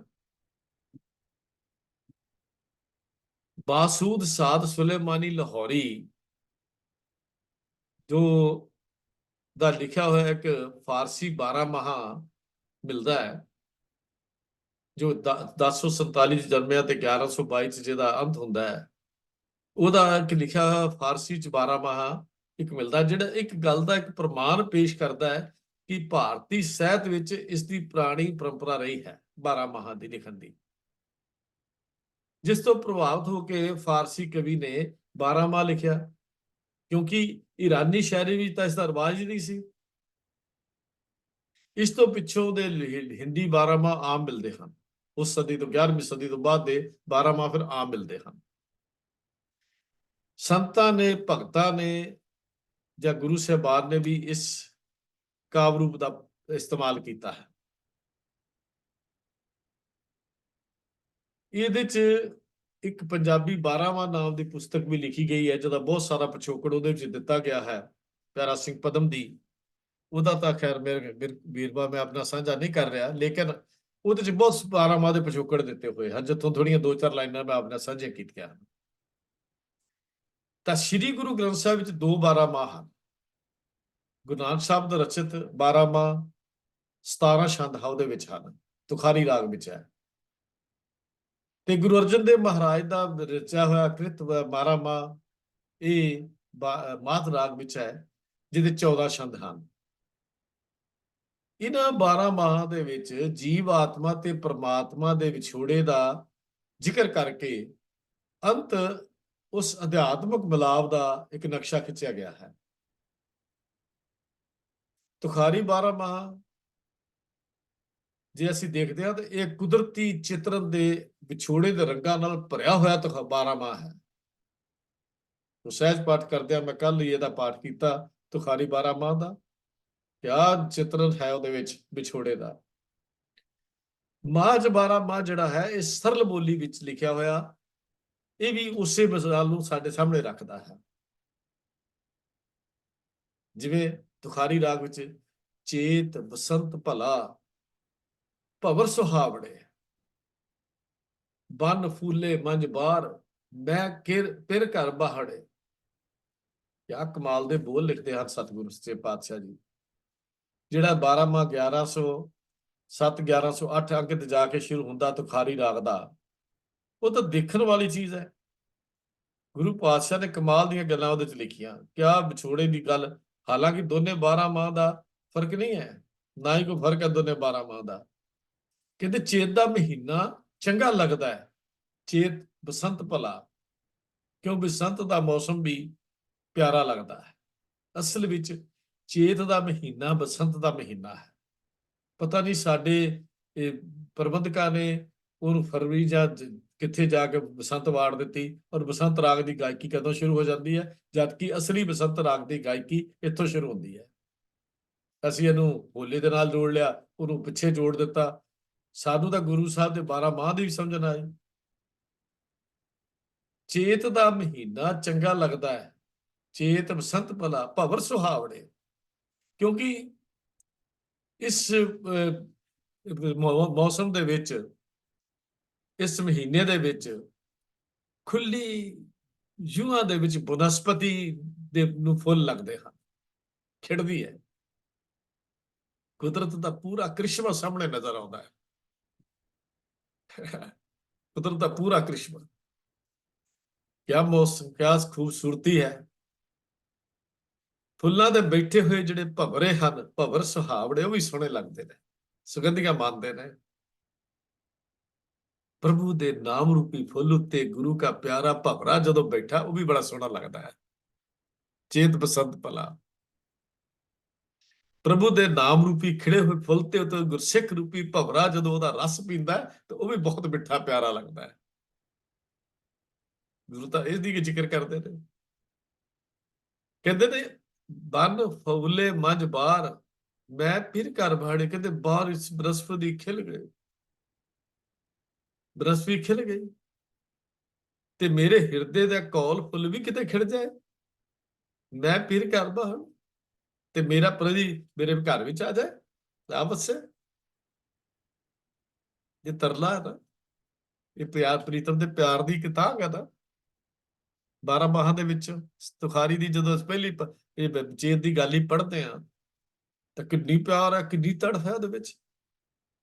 ਬਨ ਫੂਲੇ ਮੰਝ ਬਾਹਰ, ਬਨਸਪਤੀ ਨੂੰ ਫੁੱਲ ਲੱਗੇ, ਫੁੱਲਾਂ ਤੇ ਬੈਠੇ ਭਵਰੇ ਸੋਹਣੇ ਲੱਗਦੇ ਨੇ, ਤੇ ਮੇਰੇ ਹਿਰਦੇ ਦਾ ਕੌਲ ਵੀ ਖਿੜ ਪਵੇ। ਮੰਝ ਬਾਹਰ ਮੇਰੇ ਅੰਦਰ, ਬਨ ਫੁੱਲੇ ਖਿੜ ਜਾਏ ਮੇਰੇ ਅੰਦਰ, ਕੀ ਮੈਂ ਫਿਰ ਘਰ ਬਾਹਰ ਤੇ ਮੇਰੇ ਕੰਤ ਮੇਰੇ ਘਰ ਵਿੱਚ ਆ ਕੇ ਸੋਹਣਾ ਲੱਗੇ। ਇਸੇ ਵਾਸਤੇ ਹੀ ਮੈਂ ਉਸ ਨਾਮ ਰੂਪੀ ਫੁੱਲ ਤੇ ਬੈਠ ਕੇ ਉਹਦਾ ਰਸ ਚੂਸਣ ਦਾ ਯਤਨ ਕਰਦਾ ਹਾਂ। ਕਿੰਨਾ ਪਿਆਰਾ ਹੈ, ਕਿੰਨੀ ਤੜਫ ਹੈ, ਕਿੰਨਾ ਰਸ ਹੈ ਇਹਦੇ ਅੰਦਰ। ਇਸ ਇੱਕ ਦੋ ਸ਼ਬਦਾਂ ਦੇ ਦੋ ਲਾਈਨਾਂ ਦੇ ਅੰਦਰ ਗੁਰੂ ਨੇ ਕਮਾਲ ਕਰ ਦਿੱਤੀ। ਚੇਤ ਕਮਾਲ ਹੈ, ਗੋਬਿੰਦ ਅਰਾਧੀਏ ਹੋਵੇ ਆਨੰਦ ਘਣਾ। ਬਿਲਕੁਲ ਉਹੀ ਵਿਚਾਰ ਪਾਤਸ਼ਾਹ ਦੇ ਦਿੱਤੇ, ਕੋਈ ਫਰਕ ਨਹੀਂ ਹੈ। ਤੇ ਜਦੋਂ 12ਵਾਂ ਮਾਝ ਪੜ੍ਹਦੇ ਹਾਂ ਤਾਂ ਸਾਵਨ ਸਰਸੀ ਕਾਮਨੀ ਚਰਨ ਕਮਲ ਸਿਓ ਪਿਆਰ, ਮਨ ਤਨ ਰਤਾ ਸਚ ਰੰਗ ਇੱਕੋ ਨਾਮ ਆਧਾਰ। ਜਦੋਂ ਕਾਲੀਆਂ ਘਟਾ ਸਮਾਨ ਤੇ ਗੁੰਜਦੀਆਂ ਹਨ, ਗਰਜ ਪਾਉਂਦੀ ਹੈ, ਬਿਜਲੀਆਂ ਚਮਕਨ ਹੁੰਦੀਆਂ ਨੇ, ਤੇ ਰਸ ਨਾਲ ਭਰੀ ਹੋਈ ਕਾਮਨੀ ਸਾਵਨ ਦੇ ਮਹੀਨੇ ਵਿੱਚ ਉਹਦੇ ਚਰਨਾਂ ਨਾਲ ਜਾ ਕੇ ਜੁੜ ਜਾਂਦੀ ਹੈ। ਜਿਵੇਂ ਸਾਰੀ ਬਨਸਪਤੀ ਹਰੀ ਭਰੀ ਹੁੰਦੀ ਹੈ, ਬਰਸਾਤ ਦੇ ਨਾਲ ਦੇ ਪਸ਼ੂ ਪੰਛੀ ਸਭ ਪ੍ਰਿਉ ਪ੍ਰਿਉ ਕਰਦੇ ਨੇ, ਗੁਰਸਿੱਖ ਰੂਪੀ ਬਵੀਹਾ ਵੀ ਪ੍ਰਿਉ ਪ੍ਰਿਉ ਕਰਦਾ ਉਸ ਪਿਆਰ ਦੇ ਰੰਗ ਵਿੱਚ ਰੰਗਿਆ ਜਾਂਦਾ ਹੈ। 12 ਮਾਹ ਦਾ ਸਿਰਲੇਖ ਕਿੰਨਾ ਮਜ਼ਬੂਤ ਤਗੜਾ ਹੈ, ਕਿੱਡਾ ਤਗੜਾ ਮਜ਼ਬੂਤ ਗੁਰੂ ਸਾਹਿਬ ਨੇ ਲਿਖ ਕੇ ਸਾਨੂੰ ਉਸ ਪਿਆਰੇ ਪ੍ਰੀਤਮ ਨਾਲ ਜੁੜਨ ਦੀਆਂ ਗੱਲਾਂ ਸਮਝਾ ਦਿੱਤੀਆਂ। ਕਿੰਨਾ ਮਜ਼ਬੂਤ ਗੁਰੂ ਪਾਤਸ਼ਾਹ ਨੇ ਰੱਖਿਆ, ਕਿੰਨਾ ਪ੍ਰਕਿਰਤੀ ਦਾ ਕੁਦਰਤ ਦਾ ਚਿਤਰਨ ਬਿਰਹਾਂ ਦੇ ਰੰਗਾਂ ਨਾਲ ਭਰ ਕੇ ਸਾਡੇ ਸਾਹਮਣੇ ਪੇਸ਼ ਕਰ ਦਿੱਤਾ। ਕਦੀ ਖਿਆਲ ਕੀਤਾ, ਕਦੀ ਇਸ ਗੱਲ ਨੂੰ ਜਾਣਿਆ, ਕਦੀ ਇਹ ਗੱਲ ਸਾਡੇ ਸਾਹਮਣੇ ਆਈ? ਉਸ 12 ਮਾਹ ਦੀ ਰਚਨਾ ਵਿੱਚ ਸੂਸ ਹੈ, ਉਸ 12 ਮਾਹ ਦੀ ਰਚਨਾ ਵਿੱਚ ਪਿਆਰ ਹੈ। ਇਹਨਾਂ 12 ਮਾਹ ਦੀ ਰਚਨਾ ਵਿੱਚ ਉਸ ਟੁੱਟੇ ਹੋਏ ਗੀਤ ਗਾਣ ਤੋਂ ਇੱਕ ਅਧਿਆਤਮਕ ਗੀਤ ਗਾਣ ਦੀ ਪ੍ਰੇਰਨਾ ਹੈ। ਜਿਹੜੇ ਟੁੱਟੇ ਹੋਏ ਗੀਤ ਗਾਉਂਦੇ ਸਨ ਲੋਕ, ਤੇ ਸਤਿਗੁਰੂ ਜੀ ਨੇ ਸਾਨੂੰ ਅਧਿਆਤਮਕ ਗੀਤ ਗਾਣ ਦੀ ਗੱਲ ਜਿਹੜੀ ਸੀ ਉਹ ਸਮਝਾ ਦਿੱਤੀ। ਉਸ ਗੀਤਾਂ ਦੇ ਨਾਲ ਆਨੰਦ ਬਣਾ ਦਿੱਤਾ, ਆਨੰਦ ਦੀ ਗੱਲ ਕਰ ਦਿੱਤੀ। ਇਹ 12 ਮਾਹ ਮੱਧਕਾਲੀਨ ਪੰਜਾਬੀ ਕਾਵਿ ਦੇ ਵਿੱਚ ਸੂਫੀ ਗੁਰਬਾਣੀ ਦਾ ਜਿਹੜਾ ਹੈ ਇੱਕ ਮਹੱਤਵਪੂਰਨ ਵੰਨਗੀ ਹੈ। ਇਸ ਵਿੱਚ ਸਾਲ ਦੇ 12 ਮਹੀਨਿਆਂ ਦੁਆਰਾ ਆਪਣੇ ਪ੍ਰਭੂ ਜਾਂ ਪ੍ਰੀਤਮ ਦੇ ਵਿਛੜੇ ਕਿਸੇ ਵਿਅਕਤੀ ਦੇ ਵਿਛੋੜੇ ਦੇ ਭਾਵਾਂ ਨੂੰ, ਵਿਰਹੋਂ ਦੇ ਭਾਵਾਂ ਦਾ ਵਰਣਨ ਕੀਤਾ ਜਾਂਦਾ ਹੈ। ਵਰਣਨ ਕਰਨ ਸਮੇਂ ਉਸ ਮਹੀਨੇ ਦੀ ਰੁੱਤ ਜਿਹੜੀ ਹੁੰਦੀ, ਮਜ਼ਾਜ ਜਿਹਨੂੰ ਅਸੀਂ ਕਹਿ ਦਿੰਦੇ ਹਾਂ, ਗਰਮੀ, ਸਰਦੀ, ਬਰਸਾਤ, ਉਹਦਾ ਵੀ ਧਿਆਨ ਰੱਖਿਆ ਜਾਂਦਾ ਹੈ। ਕੁਦਰਤੀ ਚਿਤਰਨ ਤੇ ਵਿਛੋੜੇ ਦਾ ਜਦੋਂ ਵਰਣਨ ਕੀਤਾ ਹੋਵੇ, ਦੋਵੇਂ ਇੱਕ ਦੂਜੇ ਦੇ ਨਾਲ ਜਦੋਂ ਰਲ ਕੇ ਚੱਲਦੇ ਹੋਣ ਤਾਂ ਉਹਦੇ ਵਿੱਚ ਆਨੰਦ ਬਣ ਜਾਂਦਾ ਹੈ। ਜਿਹੜਾ ਭਾਰਤੀ ਕੈਲੰਡਰ ਅਨੁਸਾਰ ਸਾਲ ਦੇ 12 ਮਹੀਨੇ ਹਨ, ਚੇਤ, ਵਿਸਾਖ, ਜੇਠ, ਹਾੜ, ਸੌਣ, ਭਾਦੋਂ, ਅੱਸੂ, ਕੱਤੇ, ਮੱਘਰ, ਪੋਹ, ਮਾਘ, ਫੱਗਣ। ਤੇ ਗੁਰਮਤਿ ਕਾਵਿ ਵਿੱਚ ਗੁਰੂ ਨਾਨਕ ਸਾਹਿਬ ਜੀ, ਤੁਖਾਰੀ ਤੇ ਗੁਰੂ ਅਰਜਨ ਦੇਵ ਜੀ ਦੇ 12 ਮਾਹ ਜਿਹੜੇ ਹਨ, ਉਹਨਾਂ ਵਿੱਚ ਵੀ ਇਹਨਾਂ ਮਹੀਨਿਆਂ ਦੇ ਨਾਲੋਂ ਹੀ ਕੋਈ ਗੱਲ ਸ਼ੁਰੂ ਕੀਤੀ ਗਈ ਹੈ। ਕੁਝ ਗੱਲ ਇਹ ਵੀ ਮੰਨਦੇ ਨੇ ਕਿ ਗੁਰੂ ਨਾਨਕ ਸਾਹਿਬ ਨੇ 12 ਮਾਹ ਆਖਰੀ ਉਮਰ ਤੇ ਲਿਖੇ, ਜੋਤੀ ਜੋਤ ਸਮਾਉਣ ਤੋਂ ਪਹਿਲਾਂ ਉਚਾਰਨ ਕੀਤਾ, ਪਰ ਇਹ ਗੱਲਾਂ ਨਾਲ ਬਹੁਤੀ ਸਹਿਮਤੀ ਨਹੀਂ ਬਣਦੀ। ਹਾਂ, ਪਹਿਲੇ 4 ਬੰਦਿਆਂ ਵਿੱਚ ਗੁਰੂ ਨਾਨਕ ਸਾਹਿਬ ਨੇ ਇਸ ਬਾਣੀ ਦੀ ਭੂਮਿਕਾ ਬੰਨੀ ਹੈ। ਗੁਰੂ ਸਾਹਿਬ ਪਰਮਾਤਮਾ ਨੂੰ ਸੰਬੋਧਨ ਕਰਕੇ ਇਹ ਗੱਲ ਕਹਿੰਦੇ ਨੇ ਕਿ ਵਿਅਕਤੀ ਆਪਣੇ ਕੀਤੇ ਹੋਏ ਕਰਮਾਂ ਦੇ ਅਨੁਸਾਰ ਦੁੱਖ ਸੁੱਖ ਸਹਿੰਦਾ ਹੈ। ਪ੍ਰਭੂ ਦੁਆਰਾ ਸਾਜੀ ਰਚਨਾ ਵਿੱਚ ਇਨਸਾਨ ਦਾ ਕੋਈ ਦਖਲ ਨਹੀਂ ਹੈ। ਉਹਦੀ ਜਿਵੇਂ ਰਜਾ ਹੁੰਦੀ ਹੈ ਉਸੇ ਪ੍ਰਕਾਰ ਉਸ ਨਾਲ ਵਾਪਰਦਾ ਹੈ। ਪ੍ਰਭੂ ਨਾਲ ਮਿਲਾਪ ਹੋਣ ਤੇ ਜੀਵ ਰੂਪੀ ਇਸਤਰੀ ਵਿਛੋੜੇ ਵਿੱਚ ਤੜਫਦੀ, ਪ੍ਰਭੂ ਨਾਲੋਂ ਦੂਰੀ ਹੋਣ ਤੇ ਜੀਵ ਰੂਪੀ ਇਸਤਰੀ ਵਿਛੋੜੇ ਵਿੱਚ ਤੜਫਦੀ ਹੈ। ਤੇ ਫਿਰ ਸਤਿਗੁਰੂ ਜੀ, ਗੁਰੂ ਨਾਨਕ ਸਾਹਿਬ ਜੀ ਫਿਰ ਜਦੋਂ ਇਹ ਸ਼ੁਰੂ ਕਰਦੇ ਨੇ, ਤੂੰ ਸੁਣ ਕਿਰਤ ਕਰਮਾ ਪੁਰਬ ਕਮਾਇਆ, ਸਿਰ ਸਿਰ ਸੁਖ ਸਹਮਾ, ਦੇ ਸੋ ਤੂੰ ਭਲਾ, ਹਰ ਰਚਨਾ ਤੇਰੀ ਕਿਆ ਗਤ ਮੇਰੀ, ਹਰ ਬਿਨ ਘੜੀ ਨਾ ਜੀਵਾਂ।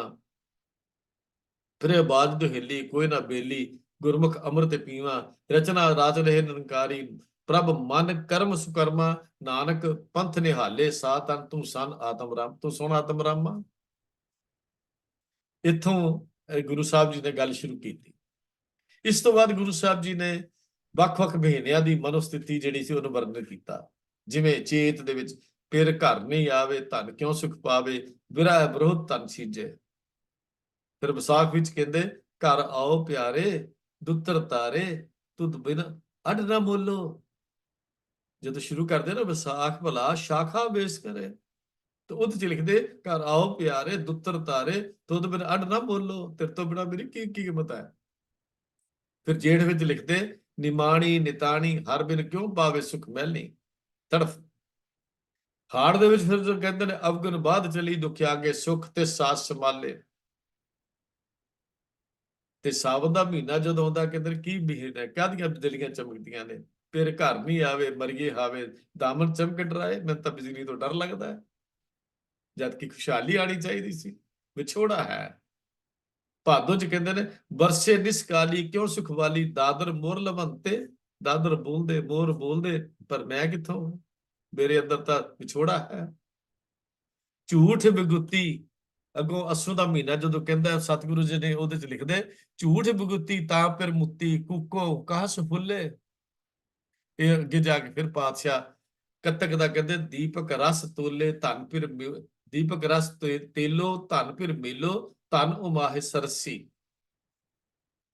ਅਗਲਾ ਮਹੀਨੇ ਚ ਫਿਰ ਕਹਿੰਦੇ ਗਿਆਨ ਧਿਆਨ ਗੁਣਕ ਸਮਾਣੇ, ਪ੍ਰਭ ਭਾਣੇ ਤਾਂ ਪਾਇਆ। ਉਹਦਾ ਜਦੋਂ ਮਹੀਨਾ ਚੜਦਾ ਨਾ ਸਰਦੀਆਂ ਦਾ, ਕਹਿੰਦੇ ਦਰਸ਼ਨ ਦਿਓ ਦਿਆਪਤ ਦਾਤੇ, ਗਤ ਪਾਮੂ ਮਤ ਦੇਹੋ।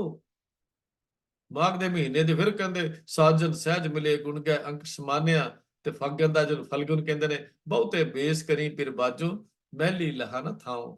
ਕਿੱਥੋਂ ਮਿਲੇਗੀ ਥਾਂ, ਕਿੱਥੋਂ ਟਿਕਾਣਾ ਮਿਲੇਗਾ? ਉਹਦੇ ਮਹਿਲਾ ਵੀ ਤਾਂ ਟਿਕਾਣਾ ਹੀ ਨਹੀਂ ਮਿਲਦਾ, ਜੇ ਉਹ ਮਿਲਦਾ ਹੀ ਨਹੀਂ ਹੈ। ਤੇ ਜਦੋਂ 17ਵਾਂ ਪਦਾ ਸਤਿਗੁਰੂ ਜੀ ਨੇ ਲਿਖਿਆ, ਉਸ ਤਾਂ ਕਮਾਲ ਕਰ ਦਿੱਤੀ। ਕਹਿੰਦੇ ਨੇ ਸਾਰੀਆਂ ਰੁੱਤਾਂ ਥਿੱਤਾ ਮਹੂਰਤ ਭਲੇ ਸ਼ੁਭ ਹਨ, ਦਿਨਾਂ ਜਾਂ ਮਹੂਰਤਾਂ ਨੂੰ ਲੈ ਕੇ ਸ਼ੁਭ ਸ਼ੁਭ ਦੀ ਨਿਰਖ ਪਰਖ ਕਰਨੀ ਮਨਮਤ ਮਿਥਿਆ ਕਰਮ ਹੈ। ਸਾਰੇ ਦਿਨ ਪਵਿੱਤਰ ਹਨ, ਬੇਦਸ ਮਾਂ ਰੁੱਤੀ ਥਿੱਤੀ ਵਾਰ ਭਲੇ, ਘੜੀ ਮੂਰਤ ਪਲ ਸਾਚੇ ਆਏ ਸਹਿਜ ਮਿਲੇ, ਪ੍ਰਭ ਮਿਲੇ ਪਿਆਰੇ ਕਾਰਜ ਸਾਰੇ, ਕਰਤਾ ਸਭ ਵਿਦ ਜਾਣੇ, ਜਿਨ ਸ਼ਿੰਗਾਰੀ ਤਿਸੇ ਪਿਆਰੀ ਮੇਲ ਰਿਆ, ਮੇਲ ਪਿਆਰ ਰੰਗ ਮਾਣੇ। ਘਰ ਸ਼ੇਸ਼ ਸੁਹਾਵੀ ਜਾਂ ਫਿਰ ਰਾਵੀ, ਗੁਰਮੁਖ ਮਸਤਕ ਭਾਗੋ, ਐ ਨਾਨਕ ਐਨ ਸਰਾਵੇ, ਪ੍ਰੀਤਮ ਹਰ ਬਰ ਤਿਰ ਸੁਹਾਗੋ। ਇਹ ਹੈ 12 ਮਾਹ ਦਾ ਅਸਲ ਭਾਵ, ਜਿਹੜਾ ਤੁਖਾਰੀ ਗੁਰੂ ਸਾਹਿਬ ਜੀ ਨੇ ਉਚਾਰਨ ਕੀਤਾ। ਤੇ ਜਿਹੜੀ 12 ਮਾਹ ਮਾਝ ਦੀ ਗੱਲ ਕੀਤੀ, ਉਹ ਵੀ ਕਮਾਲ ਦਾ ਹੈ। ਉਹਦੇ ਵਿੱਚ ਵੀ ਇਹ ਸਤਿਗੁਰੂ ਜੀ ਅਖੀਰ ਤੇ ਜਾ ਕੇ ਕਹਿੰਦੇ ਨੇ, ਜਿਨ ਜਿਨ ਨਾਮ ਤੇ ਆਇਆ ਤਿਨ ਕੇ ਕਾਸਰੇ, ਹਰ ਗੁਰ ਪੂਰਾ ਆਰਾਧਿਆ ਦਰਗਾ ਸੱਚ ਖਰੇ, ਸਰਬ ਸੁਖਾਨਿਤ ਚਰਨ ਹਰ ਭੋਜਲ ਬਿਖਮ ਤਰੇ, ਪ੍ਰੇਮ ਭਗਤ ਤਿਨ ਪਾਈਆ ਵਿਖਿਆ ਨਾਹਿ ਜਰੇ, ਕੂੜ ਗਏ ਦੁਬਦਾ ਨਸੀ ਪੂਰਨ ਸੱਚ ਭਰੇ, ਪਾਰ ਬ੍ਰਹਮ ਪ੍ਰਭ ਸੇਵਦੇ ਮਨ ਅੰਦਰ ਏਕ ਧਰੈ, ਮਾਹ ਦਿਵਸ ਮੂਰਤ ਭਲੇ ਜਿਸ ਕੋ ਨਦਰ ਕਰੇ, ਨਾਨਕ ਮੰਗੈ ਦਰਸਦਾਨ ਕਿਰਪਾ ਕਰੋ ਹਰੇ। ਇਹ 12 ਮਾਹ ਦੇ ਮਜਬੂਰ ਹਨ। ਗੁਰੂ ਸਾਹਿਬ ਦੇ 2 12 ਮਾਹ ਲਿਖੇ ਪਿਆਰੇ ਪ੍ਰੀਤਮ ਵਿੱਚ, ਉਸ ਵਿਰਹ ਦੀਆਂ ਸੱਟਾਂ ਝੋਟਾਂ ਖਾ ਖਾ ਕੇ ਮਿਲਾਪ ਦੀਆਂ ਗੱਲਾਂ ਗੁਰੂ ਸਾਹਿਬ ਜੀ ਨੇ ਵਸਾਈਆਂ। ਜੀਵਨ ਵਿਛੋੜੇ ਤੋਂ ਸ਼ੁਰੂ ਹੁੰਦਾ ਹੈ, ਪ੍ਰਮਾਤਮਾ ਤੋਂ ਵਿਛੜਦੇ ਹਾਂ ਤੇ ਜੀਵਨ ਮਿਲਦਾ ਹੈ। ਤੇ ਮਿਲਾਪ ਚਾਹੇ ਜੀਵਨ ਵਿੱਚ ਕਰਨਾ, ਜੇ ਮਿਲਾਪ ਕਰ ਲਿਆ ਤੇ ਉਹਦਾ ਰੂਪ ਬਣ ਜਾਵਾਂਗੇ, ਜੇ ਨਾ ਕੀਤਾ ਤੇ ਵਿਛੜ ਕੇ ਝੋਟਾਂ ਖਾਵਾਂਗੇ। ਫਿਰ ਜਨਮ ਮਰਨ ਫਿਰ ਤਾਨਿਆਂ ਦਾ ਉਹ ਕੰਮ ਅੱਗੇ ਚੱਲਦਾ ਰਹੇ। ਅੱਜ ਦੀ ਵਿਚਾਰ ਨੂੰ ਆਪਾਂ ਇੱਥੇ ਸਮੇਟਦੇ ਹਾਂ ਜੀ। ਹੋਈਆਂ ਭੁੱਲਾਂ ਦੀ ਆਪ ਪਾਸੋਂ ਖਿਮਾ ਮੰਗਦਾ ਹਾਂ। ਪਿਆਰ ਸਹਿਤ ਵਾਹਿਗੁਰੂ ਜੀ ਕਾ ਖਾਲਸਾ, ਵਾਹਿਗੁਰੂ ਜੀ ਕੀ ਫਤਿਹ।